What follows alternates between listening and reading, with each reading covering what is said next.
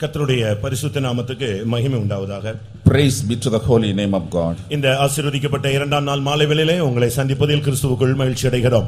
In Christ we are happy to meet you on the second day, blessed today. கர்த்தருடைய பரிசுத்த நாமத்துக்கு மகிமை உண்டாவதாக. Praise be to the holy name of God. ரோமருக்கு எழுதின நிருபம் 7ஆம் அதிகாரம் 24ஆம் வசனத்தை நாம் ஒரு விசை வாசிக்க கேட்கலாம். Romans chapter 7 verse 24. நிர்பந்தமான மனுஷன் நான், இந்த மரண சரீரத்தினின்று யார் என்னை விடுதலையாக்குவார்? கர்த்தருடைய பரிசுத்த நாமத்துக்கு மகிமை உண்டாவதாக. Praise be to the holy name of God. மனித சமுதாயம் விடுதலையை நோக்கி ஏங்கிக் கொண்டிருப்பதை நாம் ஒவ்வொரு நாளும் பார்த்து கொண்டே இருக்கிறோம். நம்முடைய வாழ்விலும் அதை அனுபவித்துக் கொண்டே இருக்கிறோம். Every day we are able to see that the human society is longing for deliverance. In our day to day life also we experience it. மனிதன் மற்ற பல விதங்களிலே சந்தோஷத்தை வெளிப்படுத்துவதை அவன் காட்டினாலும் அவனுக்குள்ளே ஏதோ ஒரு கட்டு இருப்பதை அவனே உணர்கிறான். Even though man is revealing his happiness in various ways, he is able to realize there is some kind of binding inside him. சிலருக்கு தங்களுடைய வாழ்க்கையில் உள்ள பிரச்சனைகள் தெரிகிறது.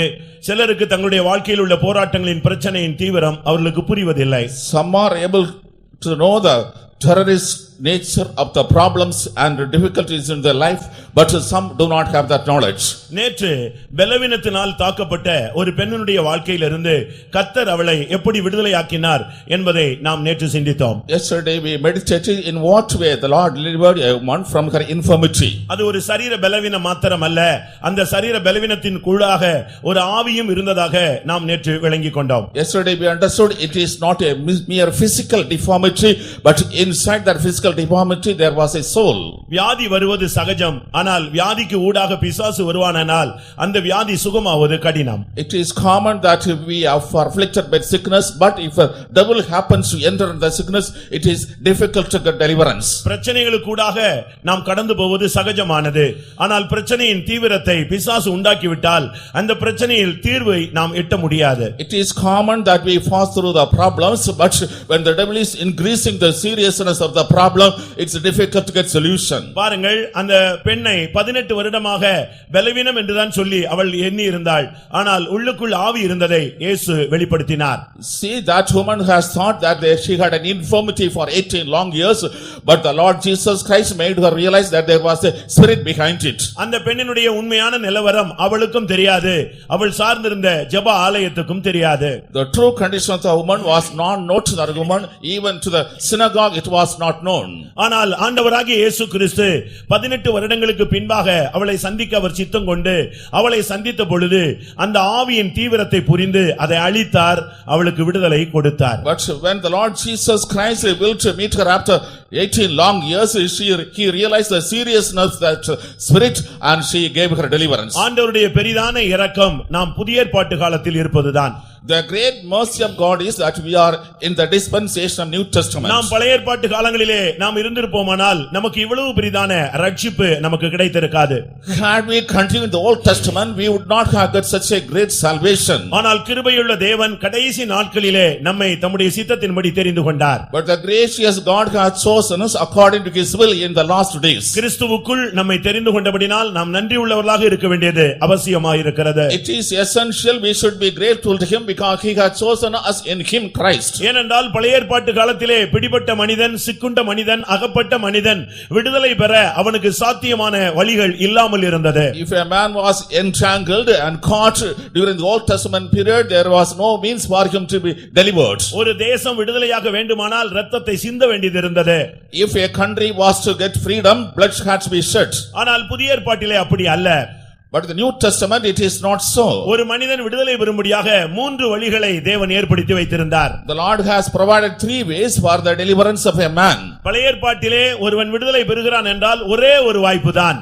In the Old Testament, if a man is to get to deliverance, there was only one means. 109ஆம் சங்கீதம் 21ஆம் வசனத்தின்படி அவன் விடுதலையாக ஒரே வழி கிருபை மாத்திரமாகவே இருந்தது. According to Psalm 109 verse 21, there was only one way for him to get deliverance, it was grace. முழு மனித சமுதாயம் விடுதலை பெற வேண்டுமானால் ஆண்டவருடைய கிருபை யாருக்கு இருக்கிறதோ அந்த ஜனம் மாத்திரம், இல்லாவிட்டால் அந்த மனிதன் மாத்திரம் அவன் விடுதலையை பெற்றுக்கொள்ள முடிந்தது. If the whole humanity is to obtain deliverance, whoever able to find grace in the sight of God, such a man was alone able to be delivered. மற்ற எந்த விதத்திலும் அந்த ஜனங்களுக்கு விடுதலை என்பது சாத்தியமில்லாததாகவே இருந்தது. By no other means deliverance was not possible to those people. ஆனால் புதிய ஏற்பாட்டிலே அப்படி அல்ல.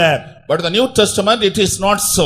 யோவான் 8:36 படி குமாரன் விடுதலையாக்கினால் அந்த மனிதனுக்கு அவன் யாராக இருந்தாலும் அவனுக்கு விடுதலை கிடைத்து விடுகிறது. According to John's Gospel chapter 8 verse 36, if the Son sets a man free, whatever kind of man may he may be, he is getting deliverance. யோவான் 8:32 படி சத்தியத்தை அறிந்து விட்டால் அவனுக்கு விடுதலை கிடைக்க வாய்ப்பு கிடைக்கிறது. According to John chapter 8 verse 32, if a man comes to truth, there is possibility for him to get deliverance. 2 கொரிந்தியர் 3:17 அபிஷேகம் அவனுக்கு உதவி செய்து அவனை விடுதலையாக்கி வெளியே கொண்டு வருகிறது. According to 2 Corinthians chapter 3 verse 17, the anointing is given to a person and by that he is able to get deliverance. குமாரன் நேரடியாக வந்து ஒரு மனிதனை விடுதலையாக்குகிறார். The Son comes directly and delivers a man. தம்முடைய சத்தியத்தை அனுப்பி ஜனங்களை விடுதலையாக்குகிறார். He is sending his truth and delivering the people. பரிசுத்த ஆவியானவர் மூலமாக தம்முடைய ஜனத்தை அவர் விடுதலையாக்குகிறார். Through the Spirit of God he is delivering his people. அப்படியானால் பழைய ஏற்பாட்டுக்கும் புதிய ஏற்பாட்டுக்கும் உள்ள பெரிய வித்தியாசங்களை வழி வாய்ப்புகளை நீங்கள் சிந்தித்துக் கொள்ளுங்கள். In this way you can think about the difference between the Old Testament and the New Testament and the ways and means. யார் என்னை விடுதலையாக்குவார் என்ற மனிதனுக்கு ஒரு தெளிவான பதில் கிடைத்தது. அதை நாம் பின்பாக சிந்திக்கலாம். A man was able to get a clear reply, who shall deliver me, and we can meditate later. இன்றைக்கு அவர் கட்டுண்டவர்களை விடுதலையாக்குகிறார். Today he is delivering the people who are bound. நேற்று பலவீனத்திலிருந்து ஒரு மனிதனை விடுதலையாக்குவத ஒரு சூழ்நிலையை நாம் படித்தோம். Yesterday we are at a situation in which a woman was delivered from the infirmity. இன்றைக்கு கட்டுண்டவர்களை அவர் விடுதலையாக்குகிறார். Today he is delivering those people who are bound. சிறைப்பட்டவர்களை our விடுதலையாக்குகிறார். He is setting free those who are captured. சுமை சுமந்து சோர்ந்து போனவர்களை அவர் விடுதலையாக்குகிறார். Those who are carrying burden and wearied he is delivering. சங்கீதத்திலே நாம் பார்க்கும் பொழுது In the book of Psalms we read 68 சங்கீதம் 6 வசனத்தை ஒரு விசை வாசிக்க கேட்கலாம். Psalm 68 verse 6. தேவன் தனிமையானவர்களுக்கு வீடு வாசல் ஏற்படுத்தி கட்டுண்டவர்களை விடுதலையாக்குகிறார். அவர் கட்டுண்டவர்களை விடுதலையாக்குகிறார் என்று வேதம் சொல்லுகிறது. The Bible says he is delivering those who are bound. ஏசாயா 61:1 நாம் பார்க்கும் பொழுது சிறைப்பட்டவர்களை விடுதலையாக்க என்ற வார்த்தையை நாம் வாசிக்கலாம். In the book of Isaiah chapter 61 verse 1 we see those who are captive can be delivered. யாத்திராகமம் 6 வசனத்தை பார்க்கும் பொழுது சுமைகளில் இருந்து அவர்களை விடுதலையாக்குகிறார் என்று வேதம் சொல்லுகிறது. In Exodus chapter 6 verse 6 the Bible says that the Lord is delivering the people from burdens. ஒவ்வொரு பாரங்களில் இருந்தும் ஒவ்வொரு மனிதனை விடுதலையாக்க தேவனுடைய சித்தம் அது வெளியாகிக் கொண்டே இருக்கிறது. The will of God is revealed that every man should be delivered from his burden. பிரியமானவர்களே, இந்த மாலை வேளையிலே நீங்கள் எந்த விடுதலையை வாஞ்சித்து வந்திருக்கிறீர்கள்? Beloved people of God, what kind of deliverance you desire and come here? எந்த தனி மனிதனும் விரும்பி போய் தன்னை தானே கட்டிக்கொள்ளுகிறது இல்லை. No individual will go on his own accord and bind himself. அவனை அறியாமலே அவனுக்குள்ளே பல கட்டுகள் வந்து விழுந்து விடுகிறது. Unaware himself many bindings are falling into him. ஒரு ஞானஸ்நானம் எடுத்த ஒரு மனிதனை பார்த்து ஒரு தேவனுடைய மனிதன் ஒரு வார்த்தை சொல்லுகிறான். A man of God says unto a person who is to be water baptized. அப்போஸ்தலர் 8 அதிகாரத்தை நாம் பார்க்கும் பொழுது In Acts chapter 8 13 வசனத்திலே அவன் ஞானஸ்நானம் பெற்றுக்கொண்டான் என்று சொல்லப்பட்டிருக்கிறது. verse 13 it is written he received water baptism. ஆனால் 23 வசனத்திலே அவனுடைய உண்மையான நிலவரம் என்ன? In verse 24 what is his true condition? கசப்பான பிச்சிலும் பாவக்கட்டிலும் அவன் அகப்பட்டிருந்தான் என்று சொல்லி இருக்கிறது. It is written he is entangled in the gall of bitterness and in the binding of sin. அப்படியானால் கிறிஸ்தவர்களும் கூட கட்டப்பட்டிருக்கிறார்கள் என்ற சத்தியம் அங்கே வெளிப்படுகிறது. From this we can understand the truth, even the Christians could be bound. இன்றைக்கு ஜனத்தை கட்டுண்டவர்களாய் மாற்றும்படியாக அவர்களை கட்டுக்குள்ளே கொண்டு வரும்படியாக ஒரு வல்லமை போராடி கொண்டே இருக்கிறது. Today a power is working, operating so that people can be brought into captivity. இல்லாவிட்டால் சிறைப்படுத்தும்படியாக ஒரு வல்லமை போராடி கொண்டே இருக்கிறது. A power is working in order to make one in prison. அவனை பாரத்தினால் அழுத்தும்படியாக ஒரு வல்லமை போராடி கொண்டே இருக்கிறது. A power is working not to press a man due to sin. அவனுக்கு பிரச்சனைகள் இல்லாவிட்டாலும் சில பாரங்கள் அவனை அழுத்தி அவனை டிப்ரஸ் ஆய் மாத்தி ஒரு கொஞ்ச நேரத்தில் மன அழுத்தத்தினால் வேதனைக்குள்ளே அவன் போய் விடுகிறான். Even though he does not have sin, he is oppressed by various means and he is going into depression. இன்றைக்கும் கூட மனிதனை கட்டுண்டவனாய் தான் அவன் மாற்றிக் கொண்டே வருகிறான். Today he is making man as who is bound. ஆண்டவர் இந்த மனிதனுடைய கட்டுகளிலிருந்து அவிழ்க்கப்படும்படியாக அவர் கட்டுண்டவராக நமக்காக மாறினார். The Lord himself became a person who was bound so that he can deliver the humanity from the binding. கர்த்தருடைய பரிசுத்த நாமத்துக்கு மகிமை உண்டாவதாக. Praise be to the holy name of God. பிரியமானவர்களே, உங்களில் எத்தனை பேர் கட்டுண்டவர்களாக இன்றைக்கு வந்திருக்கிறீர்கள்? Beloved people of God, how many have come here with பல binding? வல்லமைகளிலே சிறைப்பட்டவர்களாக எத்தனை பேர் வந்திருக்கிறீர்கள்? How many have come being captive in various powers? பலவிதமான பாரங்களினால அழுத்தப்பட்டவர்களாக எத்தனை பேர் வந்திருக்கிறீர்கள்? How many have come here pressed down by various burdens? ஒவ்வொரு கட்டுகளுக்கும் ஒரு காரணம் உண்டு. For every binding there is a particular reason. ஒவ்வொரு சிறையிருப்புக்கும் ஒரு காரணம் உண்டு. For every captivity there is a reason. ஒவ்வொரு பாரமும் உன்னை அழுத்துவதற்கு ஒரு காரணம் உண்டு. For the burden, every burden pressing you, there is a particular reason. உலக பிரகாரமான கட்டுகள், உலக பிரகாரமான சிறையிருப்புகள், உலக பிரகாரமான பாரங்கள், இதை ஒதுக்கி வைத்து விடலாம். Like we can set aside the worldly bindings, the worldly burdens and worldly captivity. இதெல்லாம் பெரிய காரியம் அல்ல. ஒரு நொடியிலே கர்த்தர் அதை தூக்கி எறிந்து விடுகிறார். These are not great things. In a moment the Lord will cause them away. ஆவிக்குரிய கட்டுகள் என்று சில காரியங்களை நாம் பார்க்க முடியும். We can see certain things as spiritual binding. நமக்கு வந்த கட்டுகள் என்ன அனுபவத்திலே எதற்காக வந்தது? What for and to what experience our bindings came upon us. நம்முடைய பிள்ளைகள் கூட சில சிறையிருப்பிலே போகிறார்களே, அதற்கான காரணம் என்ன?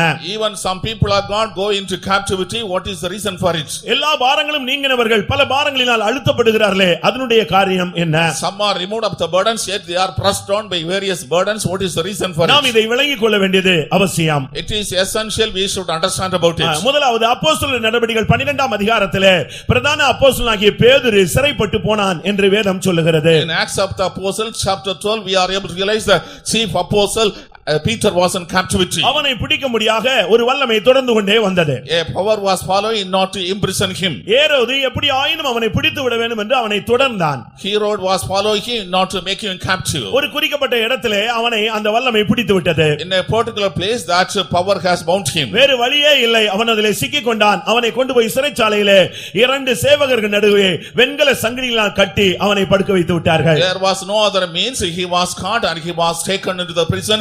He was bound in chain in between 2 soldiers. அவன் சிறையை வாஞ்சிக்கவில்லை. He did not desire prison. சிறைப்பட்டு போன வாழ்க்கை அவனுக்கு பிடிக்கவும் இல்லை. He did not like the prison life. ஆனால் அவனை அந்த வல்லமை தொடர்ந்து பிடித்து அவனை சிறைப்படுத்தினதாக பார்க்கிறோம். But that power has followed him, caught him and made him prisoner. நீ எதை விரும்பினாலும் விரும்பாவிட்டாலும் ஏதோ ஒரு வல்லமை உன்னை சிறைப்படுத்தும்படியாக உன்னை பின்தொடருகிறதை நீ ஆவியிலே உணர வேண்டியது அவசியம். Whether you desire or not, you have to realize in your spirit that some kind of power is following you to imprison you. அந்த வல்லமை அவனை பிடித்து அடிமைப்படுத்தின பொழுது அவனுக்கு ஜெபம் கூட வரவில்லை. When that prison imprisoned him and made captive, he could not pray. அப்போஸ்தலர் 12:4 பார்க்கும் பொழுது அவன் நித்திரை பண்ணி விட்டான்.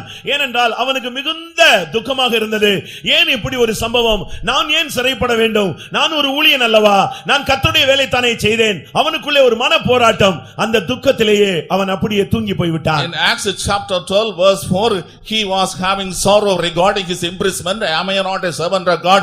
Am I not doing the ministry of God? Why I am imprisoned? Because of this sorrow, he fell asleep. அவனுக்கு அந்த இரவு நேரத்தை ஜெபத்திலே கழிக்க அவனுக்கு இயலாமல் போய்விட்டது. He was not able to spend the night hour in prayer. அவன் கடைசியாக சிறையிருப்பிலேயே தூங்கி விட்டான். Finally, he fell asleep in prison life. பிரியமானவர்களே, ஒவ்வொரு காரியத்துக்கும் பின்பாக ஒரு வல்லமையினுடைய தாக்குதல் இருப்பதை நீங்கள் புரிய வேண்டும். Beloved child of God, you should understand that behind every activity there is an attack by spirit. இந்த சிறையிருப்பு ஊழியத்தின் நிமித்தம் வந்த ஒரு சிறையிருப்பு. This imprisonment came to him due to his ministry. இல்லாவிட்டால் சுவிசேஷத்தின் நிமித்தம் வந்த ஒரு போராட்டம். It is a struggle which came because of the gospel. நீங்கள் எந்த ஒரு ஊழியம் செய்தாலும் அதற்கு பின்னாக ஒரு வல்லமையினுடைய போராட்டம் இருப்பதை நீங்கள் ஆவியிலே உணர வேண்டும். Whatever ministry you are doing, you should realize in the spirit that there is a power behind it. அது ஒரு சிறிய ஊழியமாக இருக்கலாம், இல்லாவிட்டால் பெரிய மிகப்பெரிய வல்லமையுள்ள ஒரு ஊழியமாக இருக்கலாம். Perhaps it may be a small ministry or it may be a powerful great ministry. எந்த ஊழியமானாலும் அதற்கு பின்னாக ஒரு வல்லமை இருந்து கொண்டே போராடி கொண்டே இருக்கும். Whatever may be the ministry, behind it a power will be working and இவனுக்கு attacking. வந்ததான இந்த சிறையிருப்பு, இந்த கட்டுகள்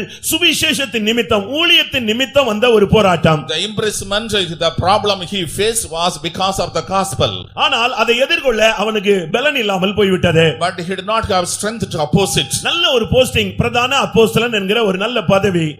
he had a good posting that he was a chief apostle. ஆனால் இந்த சூழ்நிலையை மேற்கொள்ள அவனுக்கு ஒரு பலன் இல்லாமல் போய்விட்டான். But he did not have the power to overcome the situation. கர்த்தருடைய பரிசுத்த நாமத்துக்கு மகிமை உண்டாவதாக. Praise be to the holy name of God. நீங்கள் செய்கிற ஒவ்வொரு ஊழியத்திற்கு பின்பாக ஊழியர்களானாலும் சரி விசுவாசிகளானாலும் சரி கர்த்தருக்காக செய்கிற ஒவ்வொரு ஊழியத்துக்கு பின்பாக ஒரு வல்லமையினுடைய தொடர் இருந்து கொண்டே இருக்கும். Whether you are servants or believers, whatever ministry you are doing behind it, you can realize the attack of some kind of spirit. நான் இதை சொல்லிவிட்டேன் என்று சொல்லி இனிமேல் ஊழியத்தை நீங்கள் விட்டு ஓடிவிடக் கூடாது. Because I am telling this, you should not give up the ministry and run away. ஊழியத்துக்கு பின்பாக ஒரு வல்லமை உண்டு, அதை எதிர்த்து மேற்கொள்ளுகிறவன் தான் ஊழியத்தை செய்ய முடியும். There is a spirit or power behind the ministry, one he is able to overcome alone can do the ministry. அப்போஸ்தலர் 12ஆம் அதிகாரம் 11ஆம் வசனத்தை பார்க்கும் பொழுது In Acts chapter 12 verse 11 we read, கர்த்தர் அவனை விடுதலையாக்கினார் என்று சொல்லி இருக்கிறது. it is written the Lord delivered him. 17ஆம் வசனத்திலே நாம் பார்க்கும் பொழுது In verse 17, அவன் கர்த்தர் தன்னை விடுதலையாக்கின விவரத்தை மற்றவர்களுக்கு அவன் விவரித்து சொன்னான் என்று சொல்லப்பட்டிருக்கிறது. it is written he is explaining in what manner the Lord has delivered him to other people. சிறைப்படுத்துவது சாத்தானுடைய வேலை, அவனை விடுதலையாக்குவது தேவனுடைய வேலை. It is the work of Satan to make one a prisoner, it is the work of God to deliver him. உன்னை கட்டுவது சாத்தானுடைய வேலை, கட்ட அவிழ்ப்பது தேவனுடைய வேலை. It is the work of Satan to bind you, it is the work of the Lord to bind the loose. உன்னை அகப்படுத்த முடியாத பல வல்லமைகள் போராடும், உன்னை காப்பாற்ற முடியாத தேவ ஆவியானவர் போராடுகிறார். Many powers will be attacking against you, not entangle you, but the spirit of God is fighting against you. இங்கே அந்த மனிதன் சிக்கி அவன் தவித்தான், ஆனால் கர்த்தர் அவனை எப்படி விடுதலையாக்கினார்? Here the man was entangled, he was lagging, but how the Lord delivered him. ஊழியம் என்று சொன்ன உடனே நம்மில் எத்தனை பேர் ஊழியம் செய்கிறோம்? When we speak of ministry, how many of us are doing the ministry? நாம் என்ன நினைக்கிறோம் தெரியுமா? What we think, ஊழியம் என்று சொன்ன உடனே ஒரு பெரிய வித்தியாசமான ஒரு உணர்வு இருக்கிறபடியால் தான், ஊழியத்தை குறித்த தவறான விளக்கங்கள் போதிக்கிறபடியால் தான் ஊழியத்தின் மேன்மை நம்மில் அநேகருக்கு தெரியாமலே போய்விடுகிறது. when we remember about the ministry, we have a different explanation. That is why we are not able to realize the greatness of the ministry. இன்றைக்கும் கூட பலர் பல விதங்களிலே ஊழியம் செய்கிறார்கள். Even today many people doing the ministry in various ways. நாம் அந்த ஊழியங்களை குறை சொல்லும்படியாக வரவில்லை. I am not coming to find fault with those கவனியுங்கள், ministries. நம்முடைய ஊழியம் என்பது வித்தியாசமானது. Our ministry is different. வேதம் என்ன சொல்லுகிறது? What is the word of God say? ஊழியங்களிலே வித்தியாசம் உண்டு, தேவன் ஒருவரே என்று சொல்லி இருக்கிறது. There are different ministries, but God is one. நீங்கள் ஒரு கலசம் தண்ணீர் கொடுப்பது கூட ஒரு ஊழியம் தான். You are giving a crust of water, it is also a ministry. நீங்கள் செய்கிற ஒவ்வொரு காரியமும் அது ஒரு ஊழியமாக, ஒரு சர்வீஸ் மைண்ட்ல நீங்க செய்தால் அது ஒரு ஊழியம். Every act that is doing, if you do in service mind, it is a ministry. ஆனால் அந்த ஊழியம் செய்யும் பொழுது அதற்கு பின்னாக அதனுடைய பிரதிபலனை நீ பெற்றுக்கொள்ள முடியாத அளவு உன்னை கட்டும்படியாக ஒரு வல்லமை போராடும். But when you are doing the ministry, some kind of power will be working against that, so that you may not be able to reap the rewards. அந்த போராட்டத்தை நீ உணர வேண்டியது அவசியம். You have to realize that struggle. நீ ஒரு ஊழியம் செய்து விட்டு வந்தால் அதற்கு ஒரு போராட்டம் உண்டு. அந்த போராட்டத்தை நீ ஜெயிக்க வேண்டுமானால் நீ ஒரு ஜெப வீரனாய் இருந்து அந்த ஊழியத்தை நீ செய்ய வேண்டும். Once you finish the ministry, you will have some kind of attack of the devil, but unless you are a prayer warrior, you cannot overcome that attack. ஆனால் பேதுரு என்ன செய்தான் தெரியுமா? But what did Peter do? அவர் அங்கே நித்திரை பண்ணி விட்டார். He fell asleep. ஆனால் அவர் சார்ந்திருந்த சபை என்ன செய்தது தெரியுமா? But what did the church upon which he was அப்போஸ்தலர் defending? 12:5 நாம் பார்க்கும் பொழுது In chapter 12, Acts chapter 12, அங்கே அவர்கள் சபையார் ஊக்கமாய் அவனுக்காக ஜெபித்துக் கொண்டே இருந்தார்கள். the members of the church prayed for him fervently without ceasing. அந்த ஜெபம் பரலோகத்தை தட்டவில்லை, பரலோகத்தை உலுக்கினது, அசைத்தது. That prayer did not touch heaven, but it has shaken the heaven. நம்முடைய ஜெபம் என்பது பரலோகத்தை தட்டக்கூடியதாக இருக்க கூடாது, பரலோகத்தை அசைக்கக்கூடியதாக, தேவனை திரும்ப பார்க்க வைக்கக்கூடிய ஒரு ஜெபமாய் இருக்க வேண்டும். Our prayer should not be merely touching the heaven, but it should be able to shake the heaven itself. It should be able to make God turn towards us. அருமையானவர்களே, நீங்கள் எந்த சூழ்நிலையில கட்டப்பட்டிருந்தாலும், நீ ஒருவேளை ஜெபிக்காமல் கிடந்திருந்தாலும் உனக்காக ஜெபிக்கிற ஒரு கூட்டம் உண்டு என்பதை நீ நினைவு கூர்க்க வேண்டிய ஒரு நேரம் இதுதான். Beloved child of God, in whatever bind you may be, but you should realize you are not praying, but there is a group which is praying for you. வேதம் என்ன சொல்லுகிறது? What does the Bible say? அப்போஸ்தலர் 12:11 யூத ஜனங்களுடைய எண்ணங்களுக்கும் ஏரோதின் கைக்கும் கர்த்தர் அவனை விடுதலையாக்கினார். In Acts chapter 12 verse 11, the Lord had delivered him from the hand of the Herod and the expectations of the people of the Jews. உனக்கு விரோதமாக பலவிதமான மனிதர்கள் போராடிக் கொண்டே இருக்கிறார்கள். Various kinds of people are just working against you. இந்த வல்லமைகளிலே நீ சிக்கி நீ அகப்பட்டவனாக இருக்கலாம், ஆனால் இன்றைக்கு நீ சுவிசேஷ ஊழியம் என்றைக்கோ செய்தாயே அதனுடைய போராட்டம் தான் உன்னை கட்டியிருக்கிறது என்பதை புரிந்தால் இன்றைக்கு நீ ஜெபித்தால் கர்த்தர் இந்த கூட்டம் முடியறதுக்குள்ளே உன்னை விடுவிப்பார். You may be entangled in certain kinds of bindings, but if you realize because of ministry that you did once, the spirit has come and attacked. If you realize that today you can get deliverance. இதே போன்ற ஒரு அனுபவம் பவுலுக்கும் சீலாவுக்கும் ஏற்பட்டது. Paul and Silas had a similar experience. இதை குறித்து பவுல் பேசும் பொழுது When Paul speaks about it, நான் பாதகன் போல சுவிசேஷத்தின் நிமித்தம் கட்டப்பட்டவனாய் மாறிவிட்டேன் என்று சொன்னான். for the sake of gospel I became as a sinner and as bound. பேதுருவுக்காவது இந்த கட்டுகள் என்று சொல்லுகிறது ஒரு இரவு தான் இருந்தது. In the case of Peter, that binding existed for only nights. ஆனால் ஊழியம் முடியிற வரைக்கும் கட்டுகளும் வேதனைகளும் சிறையிருப்பும் பவுலுக்கு அதிகரித்துக் கொண்டே வந்தது. But till the ministry of Paul was ceasing, the imprisonment and difficulties, struggles were on the increase. அவனுக்கு தெரியும் இந்த ஊழியத்தில் நிமித்தம் ஒரு போராட்டம் உண்டு என்று அவனுக்கு தெரியும். He was aware because of the ministry he will have to pass through persecution. இன்றைக்கு அநேகர் ஊழியம் செய்தவர்கள் இன்னைக்கு ஊழியம் செய்யாமலே இருக்கிறார்களே, காரணம் என்ன? Many have been doing ministry, but now they are not doing ministry. What is the reason? விசுவாசிகளும் அவருடைய அழைப்புக்கு ஏற்றவண்ணம், கிருபைக்கு ஏற்றவண்ணம், தாளந்துகளுக்கு ஏற்றவண்ணம் அவர்கள் ஊழியம் செய்கிறார்கள். The believers are also doing the ministry according to their call and talent and capability. ஆனால் இன்றைக்கு அந்த ஊழியத்தை அவர்கள் நிறுத்தி விட்டார்கள். But today they have stopped that ministry. அதுக்கு காரணம் என்ன பிரியமானவர்களே? Beloved, what is the reason for it? அந்த ஊழியத்தின் நிமித்தம் அவர்களோடு போராடின, அவருடைய குடும்பத்தோடு போராடின, அவருடைய பிசினஸோடு போராடின வல்லமையை அவர்கள் புரிந்து கொண்டு அந்த கட்டுகளில் இருந்து அவர்கள் ஜெபித்து வெளியே வராதபடினால்தான் இன்றைக்கு அவர்கள் ஊழியம் செய்யக்கூடாதவர்களாக மாறி போனார்கள். They are not able to realize the powers which are attacking and in their life against their ministry and various activities. They were not able to pray and get deliverance, therefore they have stopped doing ministry. அப்போஸ்தலர் 16 அதிகாரத்திலே நாம் பார்க்கும் பொழுது 36 37 கர்த்தர் அவர்களை விடுவித்தார் என்று தான் சொல்லப்பட்டிருக்கிறது. In Acts chapter 16 verses 36 37 it is written the Lord delivered them. எப்படி பவுலும் சீலாவும் விடுதலையானார்கள்? In what manner Paul and Silas were அவருக்கு இந்த delivered? கட்டுகள் இந்த போராட்டம் ஊழியத்தின் நிமித்தம் வந்தது என்று தெரிந்தபடினால் பவுலும் சீலாவும் இரவிலே தேவனை நோக்கி ஜெபம் பண்ணி அவர்கள் தேவனை துதிக்க ஆரம்பித்தார்கள். As both of them realized that this imprisonment came to them because of the preaching of the gospel, they were happily praying and praising God in the night hours. நாம் எப்படி ஊழியம் செய்கிறோம் பிரியமானவர்களே? Beloved, in what manner we are doing the ministry? நமக்கு ரெண்டு கைகள் நன்றாக இருக்கிறது, We have two good hands, கால்கள் நன்றாக இருக்கிறது, we have good feet, பேச்சு திறமைகள் இருக்கிறது, we have talent of speech, உலக ஞானங்கள் இருக்கிறது, we have wisdom of the world, ஊழியம் செய்யக்கூடிய வசதி வாய்ப்புகள் தேசம் திறந்திருக்கிறது. there is facilities and means, the land is open ஆனால் before நம்ம us. எத்தனை பேர் கர்த்தருக்காக எதையாவது ஒன்றை செய்கிறோமா? How many of us are doing at least something for the sake of the Lord? நாம் எல்லாரும் கர்த்தர் நமக்கு எதையாவது செய்ய வேண்டும், இதைத்தான் நாம் எதிர்பார்த்து இந்த கூட்டத்துக்கு கூட வந்திருப்போம். We are all expecting that God should do something for us. With our expectation we came to this இந்த meeting. கூட்டத்துக்கு போனா ஏதாவது நமக்கு ஒரு விடுதலை கிடைக்குமா, நமக்கு ஒரு ஜெயம் கிடைக்குமா, நமக்கு கர்த்தர் ஏதாவது ஒரு வாக்குத்தத்தம் கொடுத்துற மாட்டாரான்னு தான் வந்திருக்கமே தவிர கர்த்தருக்காக நாம் என்ன செய்தோம் என்று கேட்டால் அதிலே பதில் சரியாக வரவே வராது. If we go to the meeting, will we not get some kind of blessing? Will we not get deliverance? Will we not get a word of promise? We are expecting something from God, but what we are doing for the God, the answer is nothing. ஒரு சகோதரனுக்கு கால் கிடையாது, A brother was lame, ஆனால் அவர் ரட்சிக்கப்பட்டு விட்டார். but he was saved. அவருக்கு கர்த்தருக்காக எதையாவது செய்ய வேண்டும் என்கிற ஒரு ஆசை. He had decided to something for the Lord. எப்படி கால் இல்லாமல் எங்கே போய் ஊழியம் செய்ய முடியும்? Without legs, how he can go and do the ministry? அதனால அவருக்கு மிகுந்த விசனமாக இருந்தது. He was in much sorrow. ஒரு நாள் அவருக்கு ஒரு வெளிப்படுத்தல். One day he got a revelation. அப்படினால பேப்பரை எடுத்துக்கொண்டு இந்த பைபிள்ல உள்ள வாக்குத்தத்த வசனங்களாக எழுதி கொண்டே இருந்தார். He took the piece of paper and wrote the verses which give promise in the Bible. ஒரு பேப்பர்ல ஒரு வாக்குத்தத்தத்தை எழுதுவார், அதை சுருட்டி ஜன்னல் வழியாக வெளியே போடுவார். He used to write a promise in a piece of paper, roll it and throw out the window. அங்க ரோட்ல போகும்போது திடீர்னு ஜன்னல் வழியா ஒரு பேப்பர் வந்து கீழே விழும்.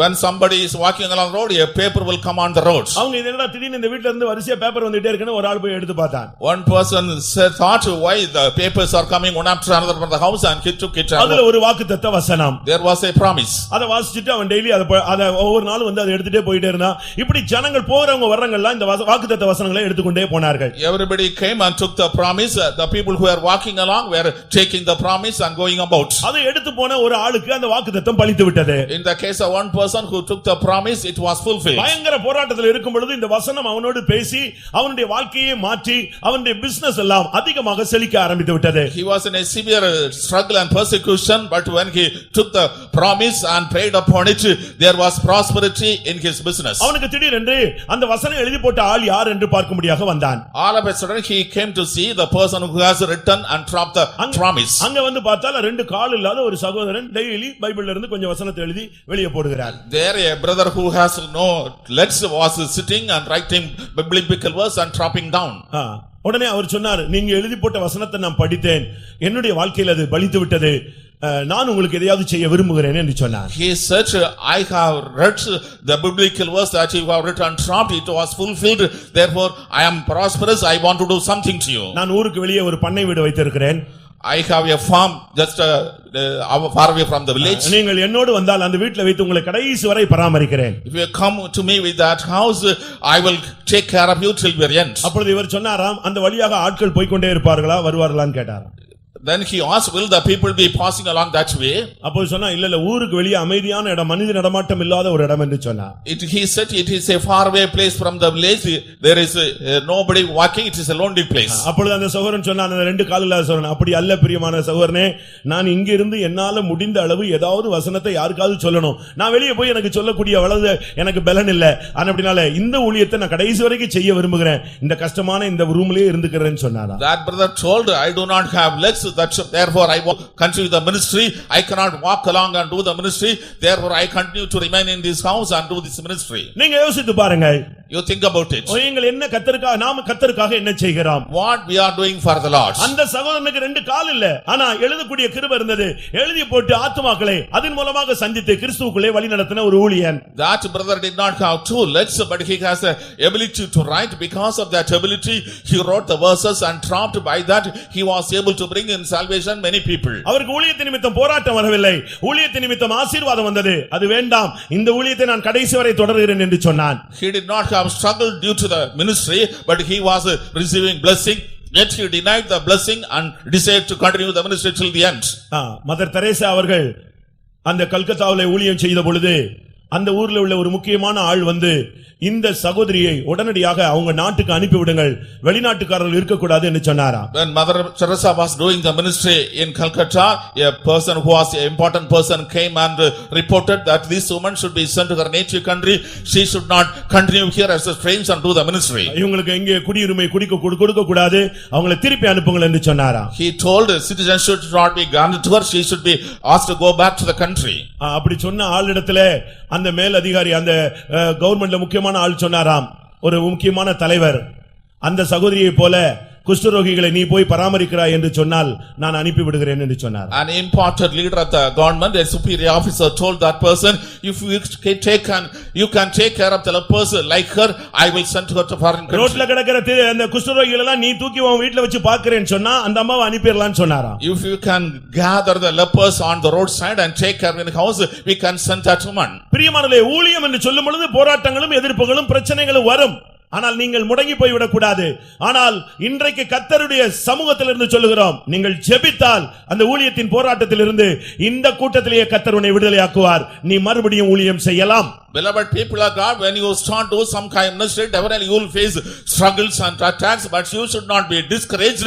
But if you have the spirit of prayer right from this meeting, we are telling that you will be able to get deliverance by the prayer. அடுத்ததாக தானியேலுடைய புத்தகத்திலே நாம் பார்க்கும் பொழுது, in the book of Daniel we read, மூன்றாம் அதிகாரத்திலே Shadrach Meshach ஆபேத்நேகோவுக்கு வந்த போராட்டத்தை நாம் பார்க்கலாம். in chapter 3 we are reading the struggle which Shadrach, Meshach and Abednego faced. 25-26 கர்த்தர் அவர்களை விடுதலையாக்கினார். 28 விடுவித்த விதத்தை அங்கே தெளிவாக விடுவித்த தேவனுக்கு மகிமை செலுத்துகிறார்கள். In verse 25 and 26 the Lord delivered him.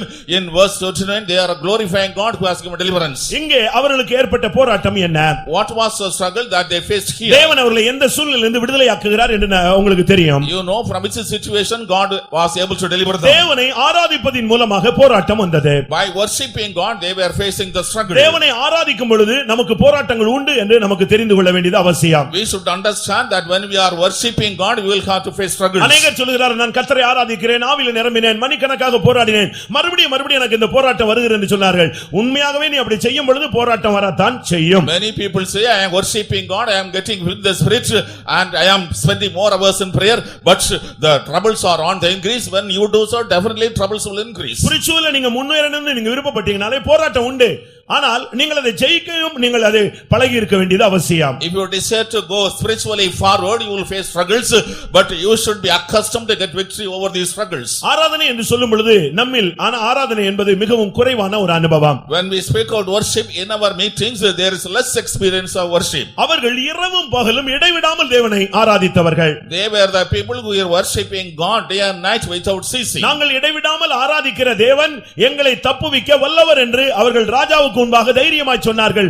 காரணம் அவர்கள் இடைவிடாமல் தேவனை ஆராதித்தவர்கள். They were able to give reply on the king boldly that the Lord whom we continue to worship day and night is able to deliver us, because they had the experience of worshiping God day and night. சரியான ஆராதனைனா இப்போ இந்த இடமே அசைந்திருக்க வேண்டியது அவசியம். If the right kind of worship this place might have been shaken. சரியான ஒரு அபிஷேகம் வரும் பொழுது ஒரு ஆராதனை நாம் செய்யும் பொழுது தேவன் மகத்தான காரியங்களை அவர் செய்ய ஆரம்பிக்கிறார். When the right anointing comes, when we do the right kind of worship, Lord is doing great things.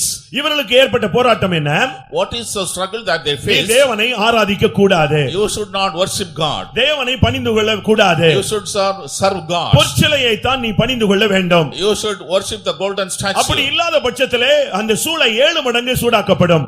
If it is not so, the furnace will be heated 7 times. எப்பொழுதுமே நீங்கள் புரிந்து கொள்ள வேண்டும், நீங்கள் சரியாய் ஆராதித்து விட்டு போன உடனே பிரச்சனை வருகிறது என்று சொன்னால் நீங்கள் அதை மேற்கொள்ளக்கூடிய அளவிலே உங்களுக்கு விசுவாசமும் நம்பிக்கையும் அவசியம். You should understand when you worship God rightly and return, you are facing problems. That means you need faith and the prayer life to overcome those struggles. அந்த அக்கினி சூளையிலிருந்து கர்த்தர் அவர்களை விடுவித்தார். The Lord delivered from the furnace of fire. ஒரு தேவனுடைய பிள்ளை என்பவன் சரியான விதத்திலே கர்த்தரை ஆராதித்து பழக வேண்டும். A child of God should be trained to worship God in the right way. ரோமர் 12:1 பார்க்கும் பொழுது ஜீவ பலியாக அர்ப்பணிப்பதுதான் ஒரு புத்தியுள்ள ஆராதனை என்று சொல்லப்பட்டிருக்கிறது. Romans chapter 12 verse 11, we should offer lives a living sacrifice, that is a reasonable service. ஒரு மனிதன் தன் தேவனை சரியான விதத்தில் ஆராதிக்கும் பொழுது அவன் இனிமேல் ஆராதிக்க கூடாது என்று சொல்லி பிசாசு பயங்கரமாக ஒரு போராட்டத்தை கொண்டு வருவான். When a man is worshiping God truly, the devil will bring an attack upon him that he should not continue to worship God anymore. ஆதி நூற்றாண்டுகளிலே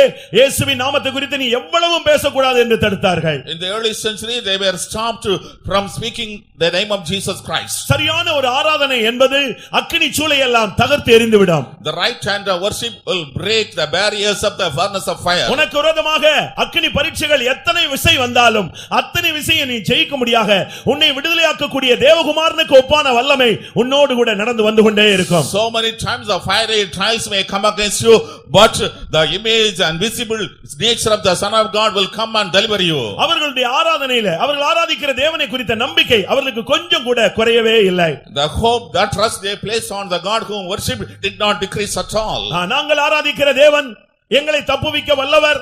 அப்படி தப்புவியாமற் போனாலும் நீர் உண்டு பண்ணின பொற்சிலையை நாங்கள் பணிந்து கொள்வதில்லை என்பது ராஜாவாகிய உனக்கு தெரிந்திருக்க கடவுது என்று சொன்னார்கள். Our God whom worship is capable of delivering us.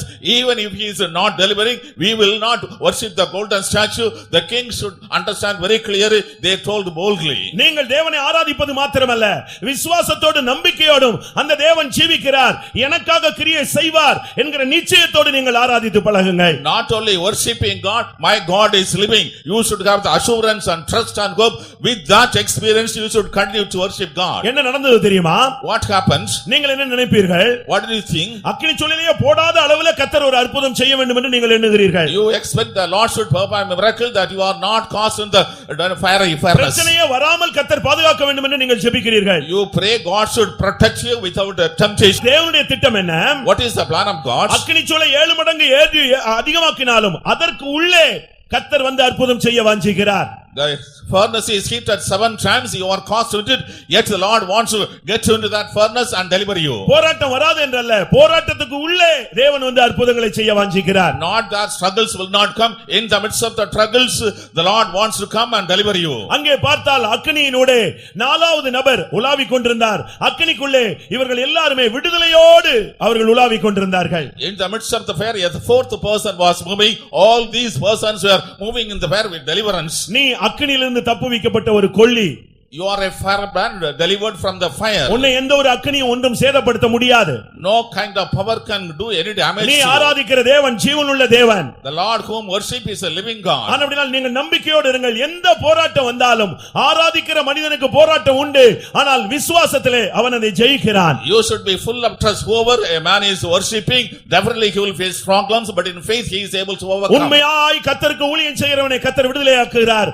உண்மையாய் தேவனை ஆராதிக்கிறவனையும் தேவன் விடுதலையாக்குகிறார். If a man is serving God truly, the Lord is delivering. If a man is worshiping God truly, the Lord is delivering him too. 2 கொரிந்தியர் 1 அதிகாரம் 10 வசனத்தை நாம் பார்க்கும் பொழுது, In 2 Corinthians chapter 1 verse 10 we read, அப்படிப்பட்ட மரணத்திலிருந்து தேவன் எங்களை தப்புவித்தார். the Lord delivered us from such a death. இப்பொழுது தப்புவிக்கிறார். Now he is delivering. இனிமேலும் அவர் எங்களை தப்புவிப்பார் என்று நாங்கள் அவரையே நம்பிக்கொண்டிருக்கிறோம். He will also deliver in future. We are trusting in him so.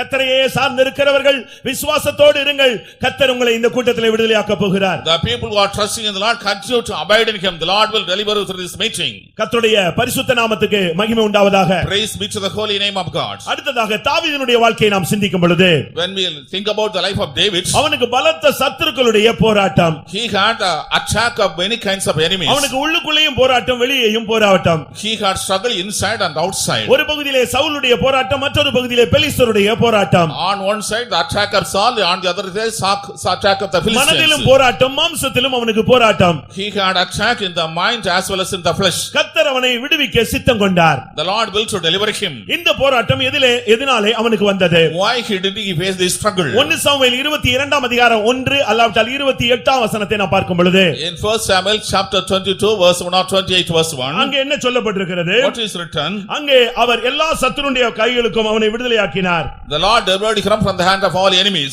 கர்த்தருடைய 2 சாமுவேல் 22:1 இல்லாவிட்டால் 28 நாம் பார்க்கும் பொழுது, 2 Samuel chapter 22 verse 1 or 28 verse அங்கே 1, என்ன சொல்லப்பட்டிருக்கிறது? what is written?